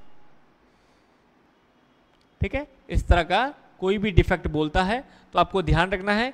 इस तरह का डिफेक्ट बच्चों जनरली क्या होता है, किस तरह का दिखाई देता है कि if this is our weld Beed, अगर ये हमारी वेल्ड बीड है कोई, अगर इस तरह की हमारी कोई वेल्ड बीड है, तो वेल्ड बीड में कहीं ना कहीं छोटे छोटे जो पोर्स टाइप हैं वो दिखाई देंगे, छोटे छोटे होल्स से जो हैं वो दिखाई देंगे। इस तरह के डिफेक्ट को हम होल्स, गैस होल्स और गैस पोरोसिटी बोलते हैं। तो इस तरह का डिफेक्ट हम लोगों का बच्चों मेनली होता है किस वजह से, जब कोई भी गैसेस जो हैं अंदर इंट्रैप रह जाती हैं, कोई भी गैसेस जो हैं वो अंदर इंट्रैप मतलब अंदर फंस जाती हैं, तो वो गैसेस अपना निकलने के लिए, बाहर निकलने के लिए रास्ता ढूंढती हैं, तो वो इस तरह के पोर्स क्रिएट करके बाहर निकलती हैं। तो ऐसे में हमें ध्यान रखना है कि गैस का इंट्रैपमेंट ना हो। तो गैस का इंट्रैपमेंट कहां से होगा, तो जनरली या तो एटमॉस्फेरिक गैसेस से होगा या मोल्टन मेटल की गैसेस से होगा, ठीक है ना, या कोई इलेक्ट्रोड हमारा उससे गैस निकल रही है वो होगा। तो इस तरह का कोई भी गैस का इंट्रैपमेंट बच्चों होता है तो याद रखिएगा, तो मेजरली सबसे ज्यादा ये एटमॉस्फेरिक गैसेस का चांस रहता है। इसीलिए हम लोग शील्डिंग विल्डिंग यूज करते हैं, ठीक है ना, इसीलिए हम लोग फ्लक्स यूज करते हैं ताकि स्लैग जो है वो इस गैसेस से बचाए, क्योंकि ये सबसे मोस्ट कॉमन डिफेक्ट्स हैं। तो याद रखिएगा, in this atmospheric gases absorbed by molten metal get entrapped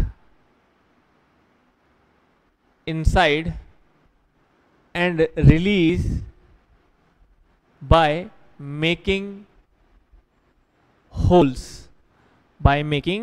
holes onto the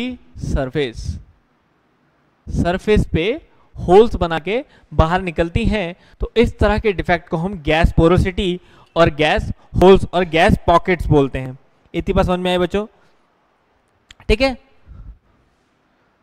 after on solidification बोल देते हैं, ठीक है। तो ऐसे में जब हम बात करते हैं तो ऑब्वियसली बात है कि रिमूव कैसे होगी, प्रिकॉशन क्या है इसका, वही है यूज फ्लक्स, है ना। तो can be prevented by use of flux और शील्डिंग गैस, ठीक है, शील्डिंग गैस और फ्लक्स का जो है वो यूज करना चाहिए, जिससे इस तरह के डिफेक्ट से बचा जा सकता है। समझ पर बड़ी सिंपल सी बात है, ठीक है ना, सिंपल सी यहां पे बात आ जाती है। नाउ अब देखिए सेकंड, अगर हम बात करें, सेकंड डिफेक्ट बच्चों आता है हमारे पास स्लैग इंक्लूजन। ये भी बहुत कॉमन डिफेक्ट है, स्लैग इंक्लूजन। तो बच्चों देखिए स्लैग इंक्लूजन क्या डिफेक्ट है, जब हमारा कोई भी वेल्ड बीड में, हमें पता है कि वेल्ड बीड में अंदर जो है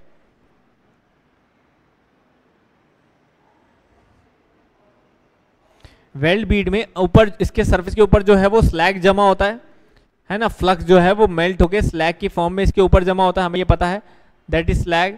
लेकिन अगर स्लैग उसका मेटल के अंदर जमा हो जाए, किसी तरह से मोल्टन मेटल के अंदर अगर स्लैग अंदर पेनिट्रेट कर जाए या ट्रैप हो जाए, तो बच्चों इस तरह के डिफेक्ट को हम लोग बोलते हैं स्लैग इंक्लूजन। उससे क्या होती है, स्लैग की स्ट्रेंथ होती है वीक, तो वीक इन स्ट्रेंथ,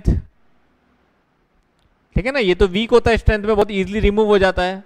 तो अगर वो अंदर जमा हो गया तो पूरे जॉइंट की स्ट्रेंथ वीक हो जाएगी और पूरा जॉइंट आपका ब्रेक हो सकता है। तो यहां से strength of the joint will decrease, यहां पे strength of the joint will decrease. समझिए बच्चों बात। तो ये जनरली हमारा कोई भी डस्ट के वजह से भी हो सकता है, और या स्लैग इम्प्रॉपर है हमारा तब भी हो सकता है।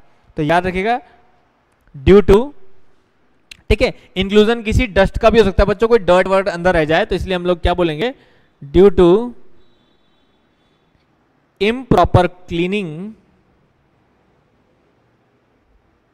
और क्या, स्लैग हमारा अंदर रह जाए, और ठीक है, क्लीनिंग किसकी, cleaning of the base metal, cleaning of base metal, और slag formed inside the molten metal,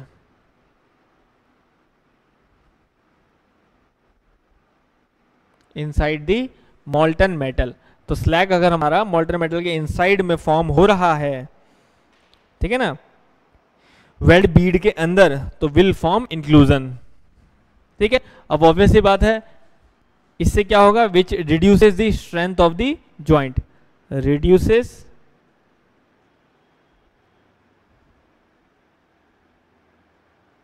the strength of joint.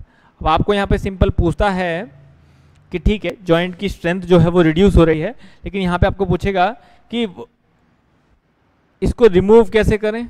तो ऑब्वियस सी बात है, आपको मैंने बताया था किसी भी फ्लक्स को मेल्ट होने का तरीका क्या है, तो टू प्रिवेंट एक तो प्रॉपर क्लीनिंग करें, है ना, एक तो सरफेस की प्रॉपर क्लीनिंग करें, ठीक, प्रॉपर क्लीनिंग होनी चाहिए। और दूसरा यही है कि हमेशा क्या होना चाहिए, पैटर्न यही होना चाहिए कि फर्स्ट फिलर मेटल मेल्ट करें, filler melt and then flux, उसके बाद जो है वो फ्लक्स मेल्ट करना चाहिए। तो मैंने आपको बताया भी था कि हमारा जो फ्लक्स कोटेड इलेक्ट्रोड होता है उसमें मेल्टिंग इसी तरह से होनी चाहिए कि पहले फिलर मेटल मेल्ट करे और उसके ऊपर जो है वो फ्लक्स मेल्ट होकर कवर होता जाए। तो जिससे क्या है कि फिलर मेटल के ऊपर ही हमेशा फ्लक्स जो स्लैग है आपकी फॉर्मेशन होगी, उसके अंदर नहीं। तो इस तरह का भी हमें ध्यान रखना पड़ता है उसकी कोटिंग करते वक्त कि मेल्टिंग जो है वो इसी तरह से होनी चाहिए, ठीक है बच्चों। तो इसको बोलते हैं हमारा second defect, that is called slag inclusion. Third defect पे हम लोग आते हैं। Third defect is very common, आप लोगों ने पहले पढ़ा वेल्ड स्पैटर। तो बताया था मैंने आपको वेल्ड स्पैटर क्या है, ठीक है ना। वेल्ड स्पैटर क्या होता है बच्चों, जब हमारा किसी भी सरफेस में, इसका मैं टॉप व्यू आपको दिखाऊंगा, हमारी कोई भी वेल्डिंग अगर होती है तो वो मोल्टन मेटल अगर ज़्यादा हीट के वजह से वो मोल्टन मेटल हमारा इधर उधर भी गिर जाता है, या जहाँ पे हम लोग जॉइंट नहीं चाहते हैं वहाँ पे भी मेटल मेल्ट हो जाता है। तो इस तरह से मोल्टन मेटल की ड्रॉपलेट्स हमें दिखाई देती है, तो that is called weld spatter. इससे सरफेस फिनिश भी खराब होती है आपकी, ठीक है ना, that is called weld spatter. इस तरह के डिफेक्ट को हम लोग वेल्ड स्पैटर बोलते हैं। तो हम ये जनरली किस लिए, due to excessive amount of heat. तो हमने देखा था कि आर्क ब्लो में जब आर्क इधर उधर जाता है, हमारा डिफ्लेक्ट करता है, तो भी ये होता है। तो due to excessive amount of heat,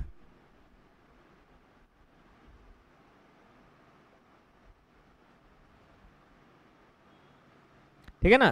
तो ज़्यादा अमाउंट ऑफ हीट होने से तो जहाँ पे हम लोग को नहीं भी चाहिए मेल्टिंग, वहाँ पे भी क्रिएट हो जाएगी या मेटल हमारा स्प्लैश हो जाएगा। Heat on the work piece,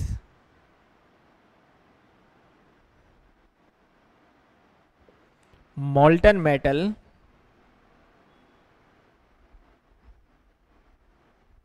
can splash out। molten metal जो है हमारा वो बाहर स्प्लैश हो सकता है। तो उस तरह के प्रोसेस को हम लोग बोलते हैं, उस तरह के डिफेक्ट को हम लोग बोलते हैं बच्चों, that is your weld spatter.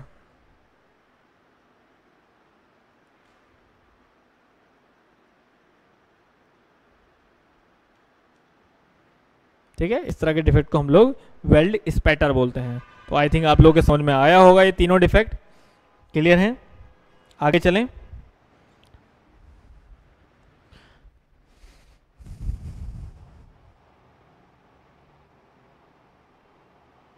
Slag किसका कंपोजिशन होता है? बच्चे आप लेट नहीं पूछ रहे, ये क्वेश्चन तो मैंने स्टार्टिंग में बता दिया आपको वेल्डिंग की शुरुआत में ही कि फ्लक्स स्लैग किस किस का बनता है। तो बहुत सारे मटेरियल होते हैं यहाँ पे, ठीक है ना, फेरो सिलिकॉन, फेरो मैग्नीज, ये सब बता रखा है बच्चों। तो स्टार्टिंग के लेक्चर देखिएगा, आपके समझ में आ जाएगा।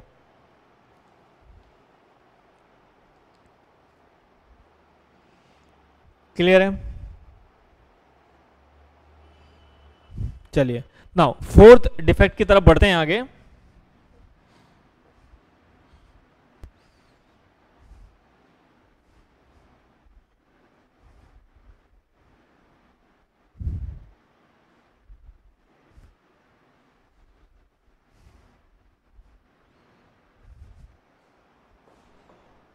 फोर्थ डिफेक्ट बच्चों हमारे पास आता है लैक ऑफ फ्यूजन,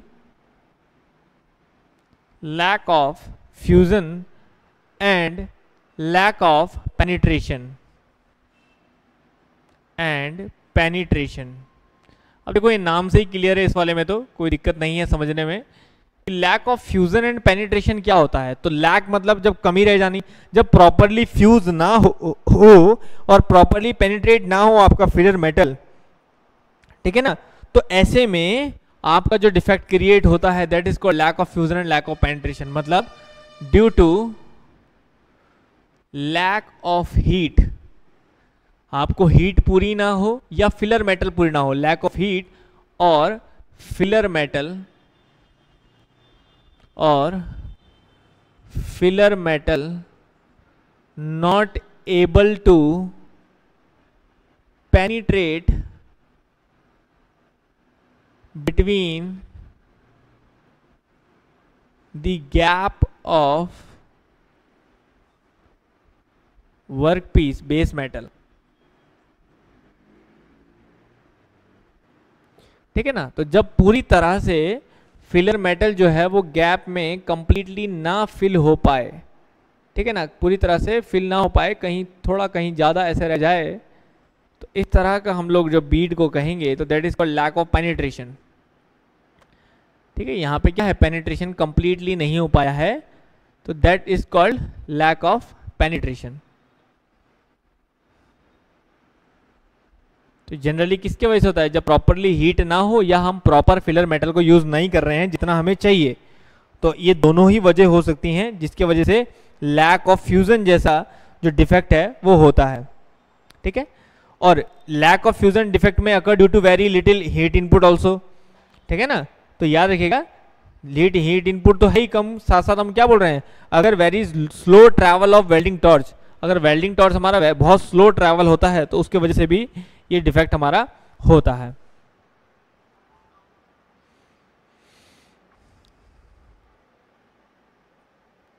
क्लियर है?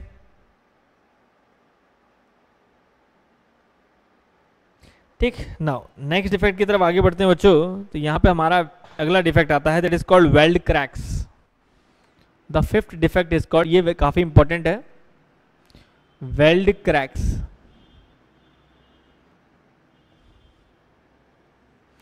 देखिए वेल्ड क्रैक्स हमसे जब भी पूछेगा वेल्ड क्रैक्स, तो ध्यान रखिएगा वेल्ड क्रैक हमारा क्या है कि जब भी हमारे किसी भी वेल्ड में अगर कोई नॉन यूनिफॉर्म कूलिंग होती है।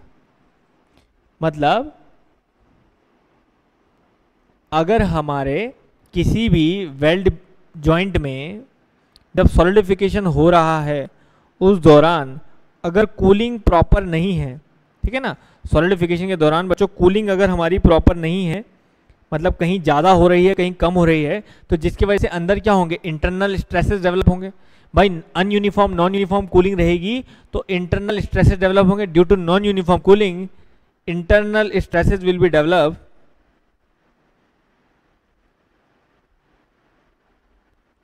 internal stresses will be developed, ठीक है ना, and they release in the form of cracks। तो वो जो इंटरनल स्ट्रेसेस डेवलप होंगे अंदर और वो रिलीज किस फॉर्म में होंगे, तो आपको पता ही है बॉडी के अंदर के जो स्ट्रेसेस होते हैं वो रिलीज सिर्फ एक ही फॉर्म में होते हैं बच्चों, स्ट्रेस की, ठीक है ना, स्ट्रेस की फॉर्म में रिलीज होंगे जिससे कि ये क्रैक बन जाएंगे, इसके अंदर क्रैक्स आ जाएंगे। तो ये भी बड़ा कॉमन सा डिफेक्ट है, these are called weld cracks, ये वेल्ड क्रैक्स कहलाता है। तो इस तरह के इंटरनल स्ट्रेसेस की वजह से बीड में जो है वो हमारे क्रैक्स आ जाते हैं, ठीक है ना। और क्रैक्स कब आएंगे, in the form of cracks if strength of joint is less than stress develop, ठीक है ना। भाई सिंपल सा फंडा है, आपको पता है कोई बिल्डिंग है, आपने वो बिल्डिंग हिलाई, तो मतलब आपने क्या हिलाई, अर्थक्वेक आया, अगर जितना अर्थक्वेक आया, जितना फोर्स लगाया, उस फोर्स को इस बिल्डिंग ने रेजिस्ट किया, तो अगर उसके वजह से उसके अंदर स्ट्रेस डेवलप होए, अगर वो बिल्डिंग की स्ट्रेंथ इतनी है कि वो स्ट्रेसेस को झेल ले तो कुछ भी नहीं होगा। लेकिन अगर नहीं झेल पाया तो फिर वो स्ट्रेस किस फॉर्म में निकलेंगे, क्रैक की फॉर्म में निकलेंगे। तो इसीलिए बिल्डिंग्स में जो है क्रैक आ जाएगा। सेम यहाँ भी है कि वेल्ड बीड में इम्प्रॉपर कूलिंग की वजह से जो है इंटरनल स्ट्रेस डेवलप होंगे, और वो इंटरनल स्ट्रेस अगर जॉइंट की जो स्ट्रेंथ है वो इतनी है कि उन इंटरनल स्ट्रेसेस को झेल ले तो ठीक है, कोई दिक्कत नहीं है। लेकिन अगर नहीं झेल पाया तो वो इंटरनल स्ट्रेस जो है वो क्रैक की फॉर्म में बाहर निकलेंगे, ठीक है ना। तो ऑब्वियस ही बात है, क्रैक की फॉर्म में निकलेंगे तो जॉइंट की स्ट्रेंथ तो वैसे ही खत्म हो गई। तो ऐसे में जब हम, कोई क्रैक तो आगे बढ़ता है हमेशा, क्रैक तो प्रोपेगेट करेगा, तो यहाँ पे इसलिए इससे बचने के लिए क्या करें, टू प्रिवेंट हम लोगों को ऑलरेडी पता है क्या करना है। हमने कहाँ पढ़ा था, ये गैस वेल्डिंग में भी पढ़ा था हम लोगों ने कि प्री हीटिंग और पोस्ट हीटिंग कर सकते हैं। तो प्रिवेंट प्री हीटिंग, जैसी रिक्वायरमेंट होगी मटेरियल के हिसाब से, प्री हीटिंग और post heating will be done. जैसे हम लोगों ने देखा था कास्ट आयरन के लिए हम लोग प्री हीटिंग करते हैं, तो प्री हीटिंग और post heating will be done, ठीक है। तो इनमें से हम कुछ भी करके इंटरनल स्ट्रेसेस को रिलीज करा सकते हैं without formation of crack. Clear है बच्चों। तो विदाउट फॉर्मेशन ऑफ क्रैक जो है हम इंटरनल स्ट्रेस को यहाँ पे रिलीज करा सकते हैं। क्लियर है। तो जब भी क्वेश्चन पूछेगा आप इस तरह से आंसर कर सकते हैं। Now sixth and last defect जो है, जो बच्चों सबसे ज्यादा आपसे पूछता है वो पेपर में ये है कि वेल्ड डिके क्या है। आइए उसको भी देखते हैं।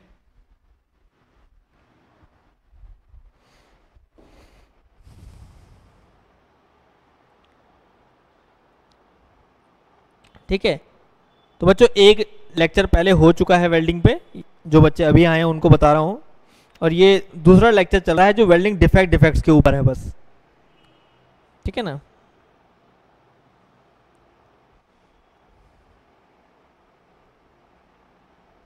तो यहां पे हम लोगों ने नेक्स्ट डिफेक्ट क्या बोला, that sixth defect is called weld decay. तो बच्चों बहुत बार पेपर में पूछा जाता है वेल्ड डिके, तो याद रखिएगा इस पे एक ही क्वेश्चन आएगा हमेशा कि वेल्ड डिके किस तरह के मटेरियल में होता है।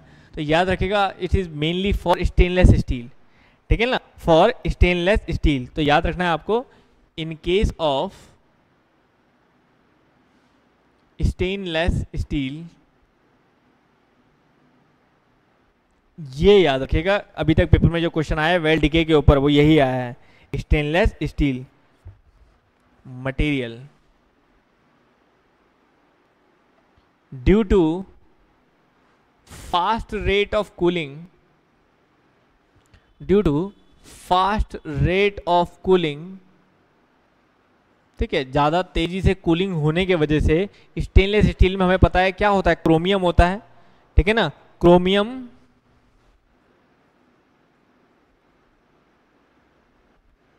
Present in the base metal,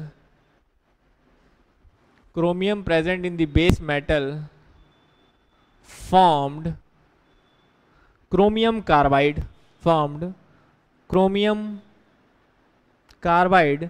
तो जो बेस मेटल में स्टेनलेस स्टील में हमारा क्रोमियम होता है, तो जो क्रोमियम प्रेजेंट होता है बेस मेटल में वो हमारा क्रोमियम कार्बाइड बनाता है बच्चों, ठीक है ना। तो जिसके वजह से क्रोमियम जो हमारा कमी हो जाती है, तो due to lack of chromium, due to lack of chromium due to lack of chromium there will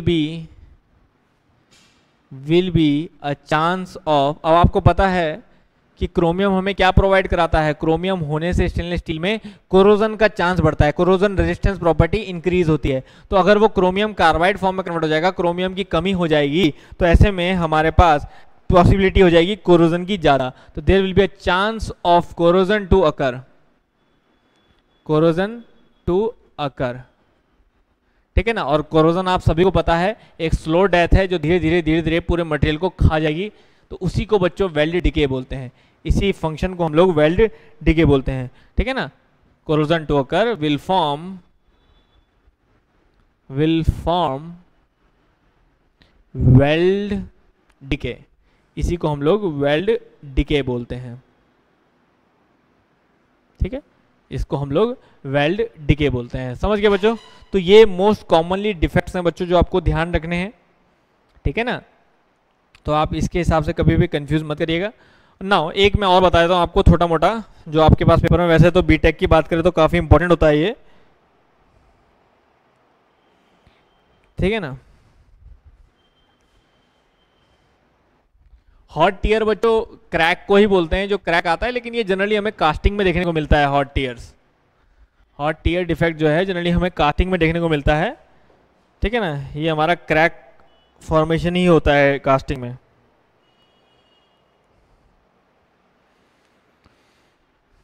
ठीक है। अब देखो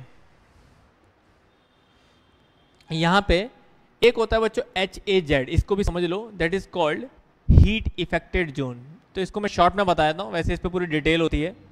affected zone, heat affected zone क्या होता है बच्चों, कि जब भी हम कोई वेल्डिंग करते हैं, ठीक है ना, खासकर जब हम कोई फ्यूजन वेल्डिंग करते हैं।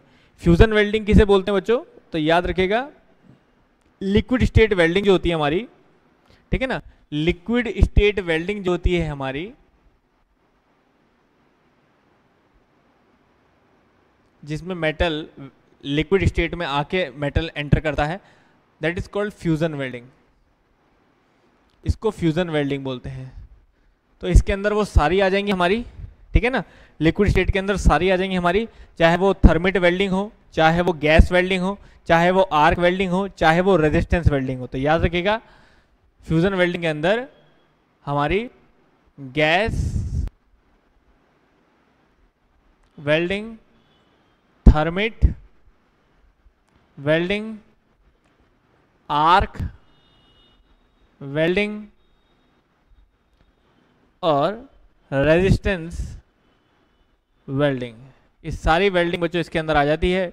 तो that is called fusion welding. तो इस तरह की कोई भी वेल्डिंग में ये हीट इफेक्टेड जोन क्रिएट होता है। कैसे, कि जो एरिया समझ लो वेल्ड होता है, जहां पे वेल्ड बीड होती है, this is called weld Beed,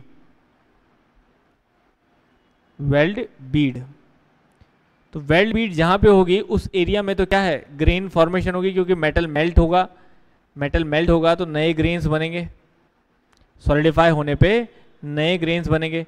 तो ये एरिया तो वो है जहाँ पे नए ग्रेन्स बने हैं, प्रॉपरली मेटल जो है वो मेल्ट हुआ है, रिफॉर्म हुआ है और सॉलिडिफिकेशन से नया ग्रेन्स बना है, जिसकी जो जॉइंट की स्ट्रेंथ है वो बहुत ज़्यादा है बेस मेटल के बराबर।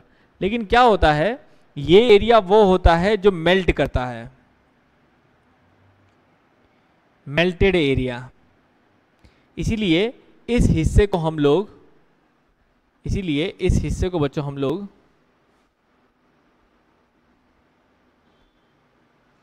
फ्यूजन जोन बोला जाता है, इसीलिए इस हिस्से को फ्यूजन जोन बोला जाता है। ठीक है, लेकिन इसके आसपास का एरिया जो है वो हीट अप हो जाता है लेकिन मेल्ट नहीं करता है।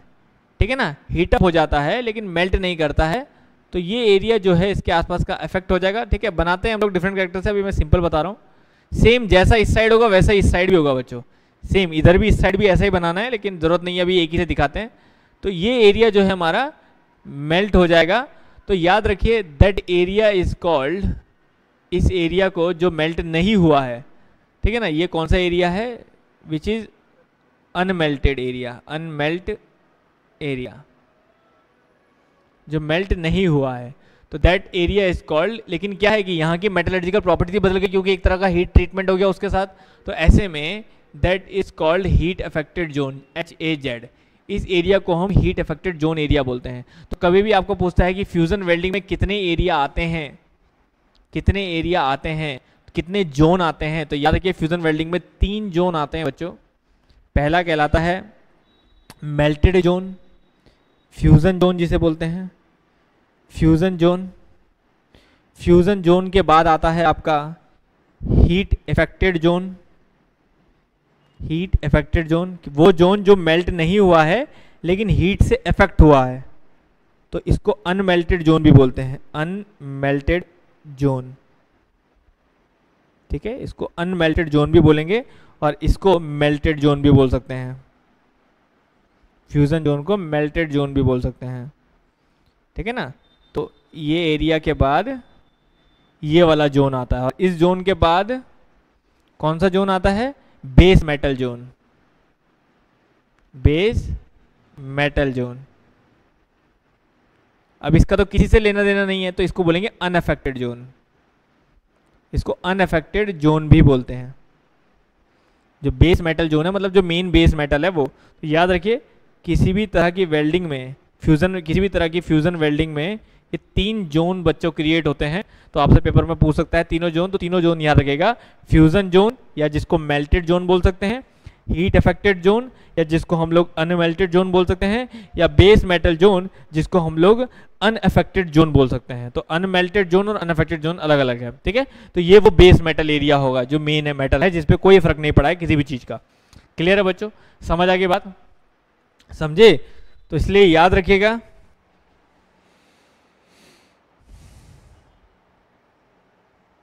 क्लियर है बच्चों?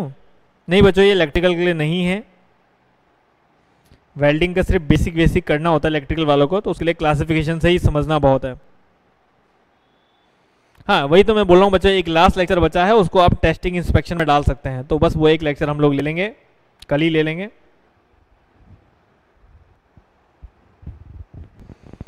क्लियर है, समझ आ गई बात बच्चों?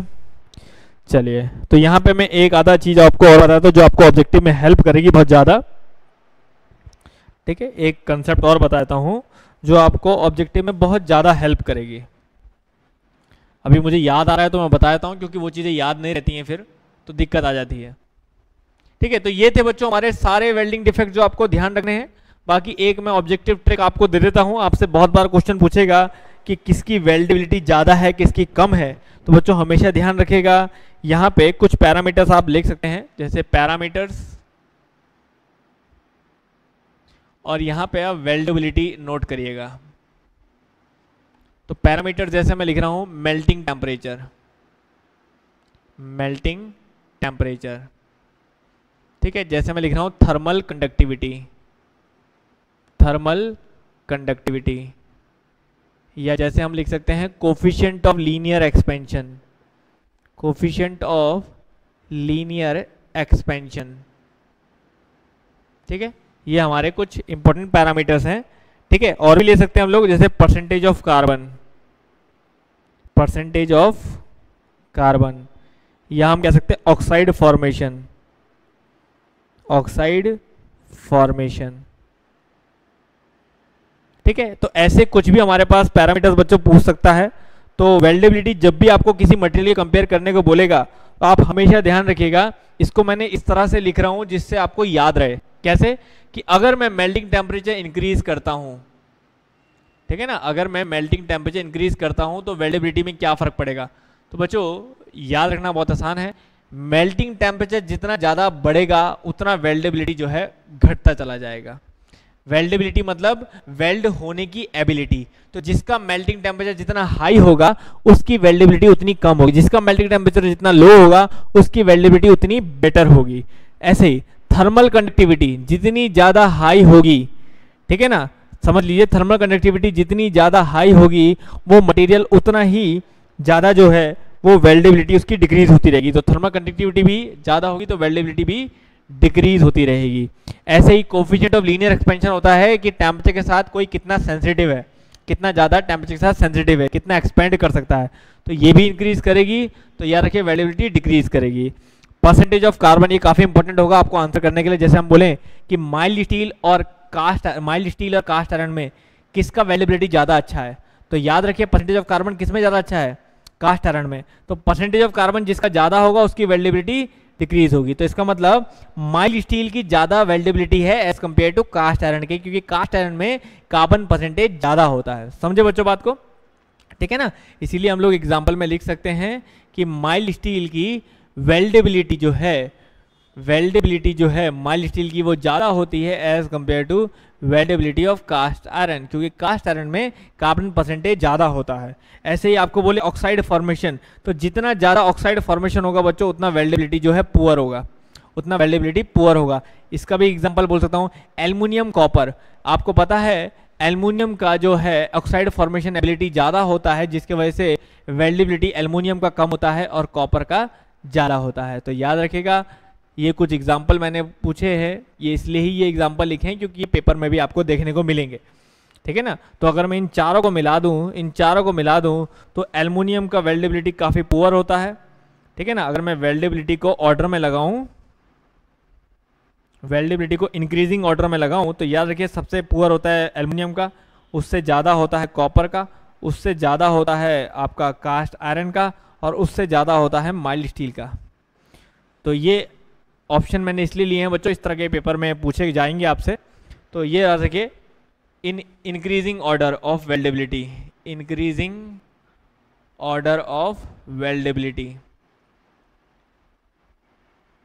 ठीक है। तो ये कुछ प्रॉपर्टीज है बच्चों जो आपको हेल्प करेगी इस तरह कंपैरिजन आने में। सेल में भी इस पे क्वेश्चन आया था और कई एग्जाम में इस पे क्वेश्चन आता है जनरली, तो तब कंपैरिजन में दिक्कत आती है। तो इस तरह के कुछ फंक्शंस आप लगा लीजिएगा जिससे आपको कंपैरिजन में थोड़ा सा इजी हो जाएगा। क्लियर है बच्चों, क्लियर है, ठीक है। आई थिंक आप समझ गए होंगे।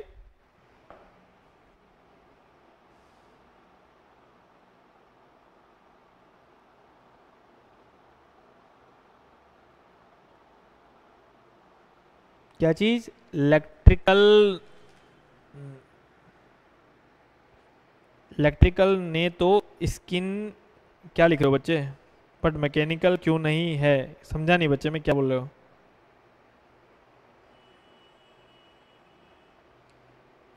इलेक्ट्रिकल को तो स्क्रीन में दिखाई दे रहा है बट मैकेनिकल क्यों नहीं है, समझा नहीं मैं क्या बोल रहे हो, थोड़ा सा डिटेल में बताओगे क्या कहना चाह रहे हो।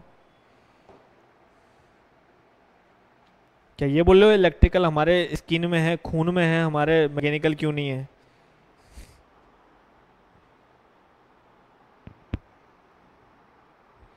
आईसी का लेक्चर नंबर बच्चे मैंने आज डाउनलोड कर दिए हैं वो लेक्चर, उस आप टेंशन मत लो, कल तक उसे अपलोड भी कर दूंगा मैं,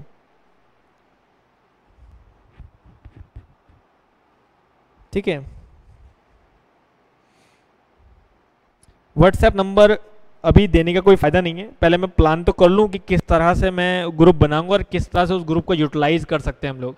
तो अभी ग्रुप को लेके मैं पहले प्लान कर लूँ कि कैसे नंबर बनाएंगे और किस तरह से ज़्यादा से ज़्यादा बच्चों की कैपेसिटी में उसे जोड़ सकते हैं और कैसे हम लोग उसका बेनिफिट उठा सकते हैं, तभी मैं करूँगा। ऐसे नहीं कि नॉर्मलिटी के लिए बना के मैंने छोड़ दिया फॉर्मेलिटी के लिए और वो पढ़ा रहे, फिर ना मैं कुछ कर रहा हूँ ना आप कुछ कर रहे हैं, ऐसा नहीं करेंगे, उसका बेस्ट यूज़ करके देखेंगे।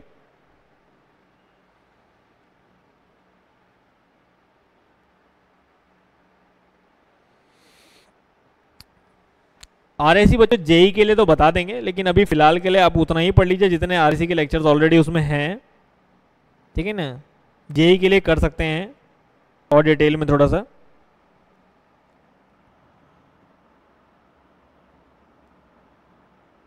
चलिए, तो बच्चों ये थे हमारे टोटल यहाँ पे क्वेश्चंस कुछ।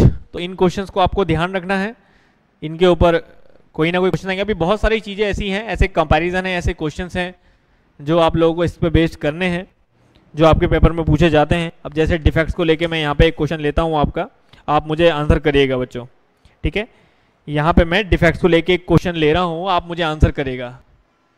वेल्डिंग डिफेक्ट्स, ठीक है, देखें कितना अच्छा आपके समझ में आया है, इससे पता चल जाएगा। वेल्डिंग डिफेक्ट्स और यहाँ पे इनके कॉजेस, ठीक है।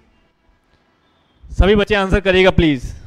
वेल्डिंग डिफेक्ट्स और उसके कारण, क्या क्या उसके कारण होंगे, प्रमुख कारण। तो देखो मैं यहाँ पे लिख रहा हूं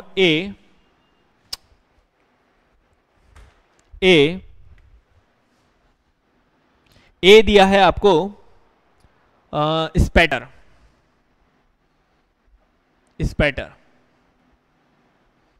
बी दिया है आपको डिस्टॉर्शन,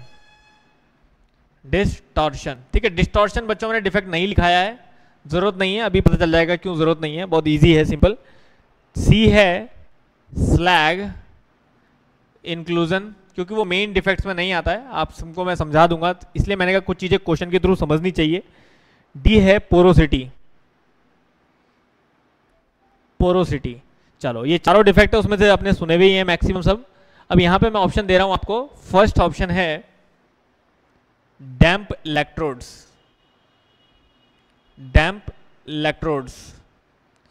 सेकंड है आर्क ब्लो, थर्ड है इम्प्रॉपर क्लीनिंग,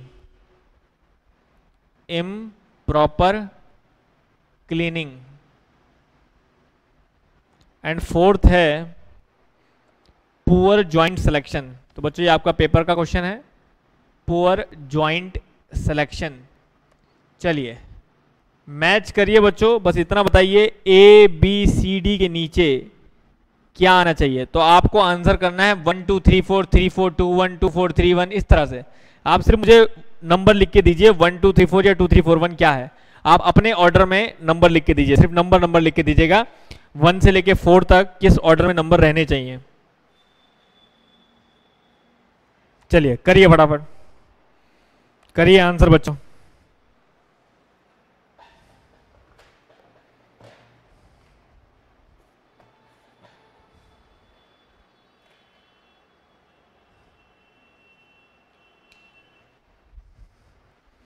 करिए बच्चों, इसका आंसर करिए फटाफट। A4 B4 मत करो, सीधा 1 2 3 4 करो। 1 4 3 2, हाँ इस तरह करो आंसर सब फटाफट।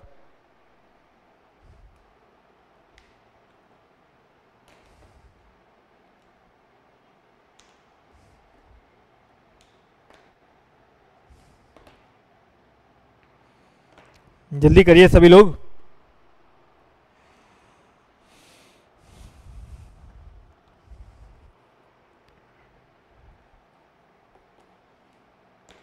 भाई 19 लोग देख रहे हैं तो एटलीस्ट 19 आंसर तो मिले।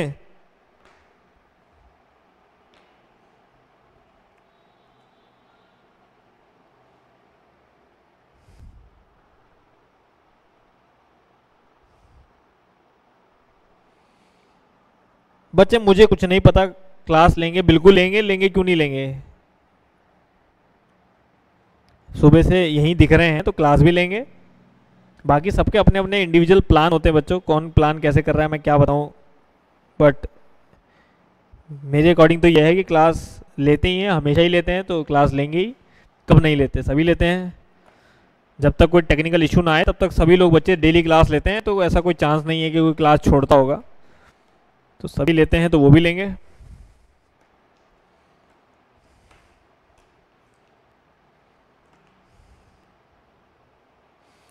हाँ 1 4 3 2,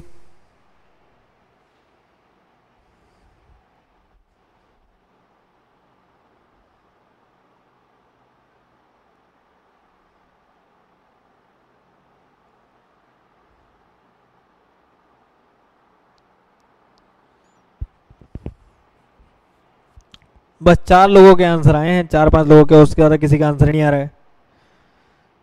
अब देखो ना कितना आसान था, कोई दिक्कत ही नहीं थी। अगर आप प्रॉपर करते हैं तो कोई प्रॉब्लम नहीं थी, जैसा आपको बताया। अगर आपने अभी का लेक्चर भी अटेंड किया है तो भी कोई दिक्कत नहीं है, ठीक है ना। तो देखो बच्चों, सिंपल था। सबसे पहले स्पैटर, आपको पता है स्पैटर कैसे फॉर्म होता है? स्पैटर क्या बताया था? स्पैटर कैसे फॉर्म होगा? स्पैटर बोला था जो एक्सेसिव हीट के वजह से होगा, ठीक है ना, या फिर आर्क ब्लो के वजह से होगा। आपको बताया था डिफ्लेक्ट करेगा आर्क तो इधर उधर मेल्ट करेगा, तो दैट इज आर्क ब्लो। तो ए का हो जाता है 2, ठीक है ना, ए का हो जाता है 2। स्लैग इंक्लूजन आपको बताया था मैंने, सिंपल। स्लैग इंक्लूजन क्या बताया था कि भाई इम्प्रॉपर क्लीनिंग की वजह से या स्लैग अंदर बैठ जाए, तो ऐसा तो कोई ऑप्शन नहीं है, तो इम्प्रॉपर क्लीनिंग तो है, तो दैट इज स्लैग इंक्लूजन। तो सी का हो जाएगा 3, ठीक है ना। पोरोसिटी आपको बताया, पोरोसिटी क्या है? गैस डिफेक्ट है। अब ज्वाइंट सिलेक्शन से गैस तो नहीं निकलेगी, डैम्प इलेक्ट्रोड से क्या होगा? अगर इलेक्ट्रोड हमारा गीला है, डैम्प है, तो वो जब हीटअप करेगा तो उसमें से गैसेस निकलेंगी, है ना, वाटर जो है वो गैस निकलेगी, और वो गैस जो है वो इंट्रैप हो जाएगी। तो याद रखिए पोरोसिटी जो हो सकता है वो हो सकता है डैम्प इलेक्ट्रोड की वजह से, तो दैट डी विल बी 1। तो अपने आप ही क्या बचा? अगर आपको डिस्टॉर्शन नहीं भी पता था तो भी आप आराम से कर सकते हो। तो डिस्टॉर्शन होता है बच्चों जब अलाइनमेंट आपका हिल जाता है, तो हिल जाता है या तो आप प्रॉपर जॉइंट ना लगाएं, और सेम आपको ऑब्जेक्टिव क्वेश्चन आ सकता है, याद रखिएगा, एक दिन मैं आपको जरूर पूछूंगा। तो यहाँ पे याद रखिएगा पोअर जॉइंट सिलेक्शन या इम्प्रॉपर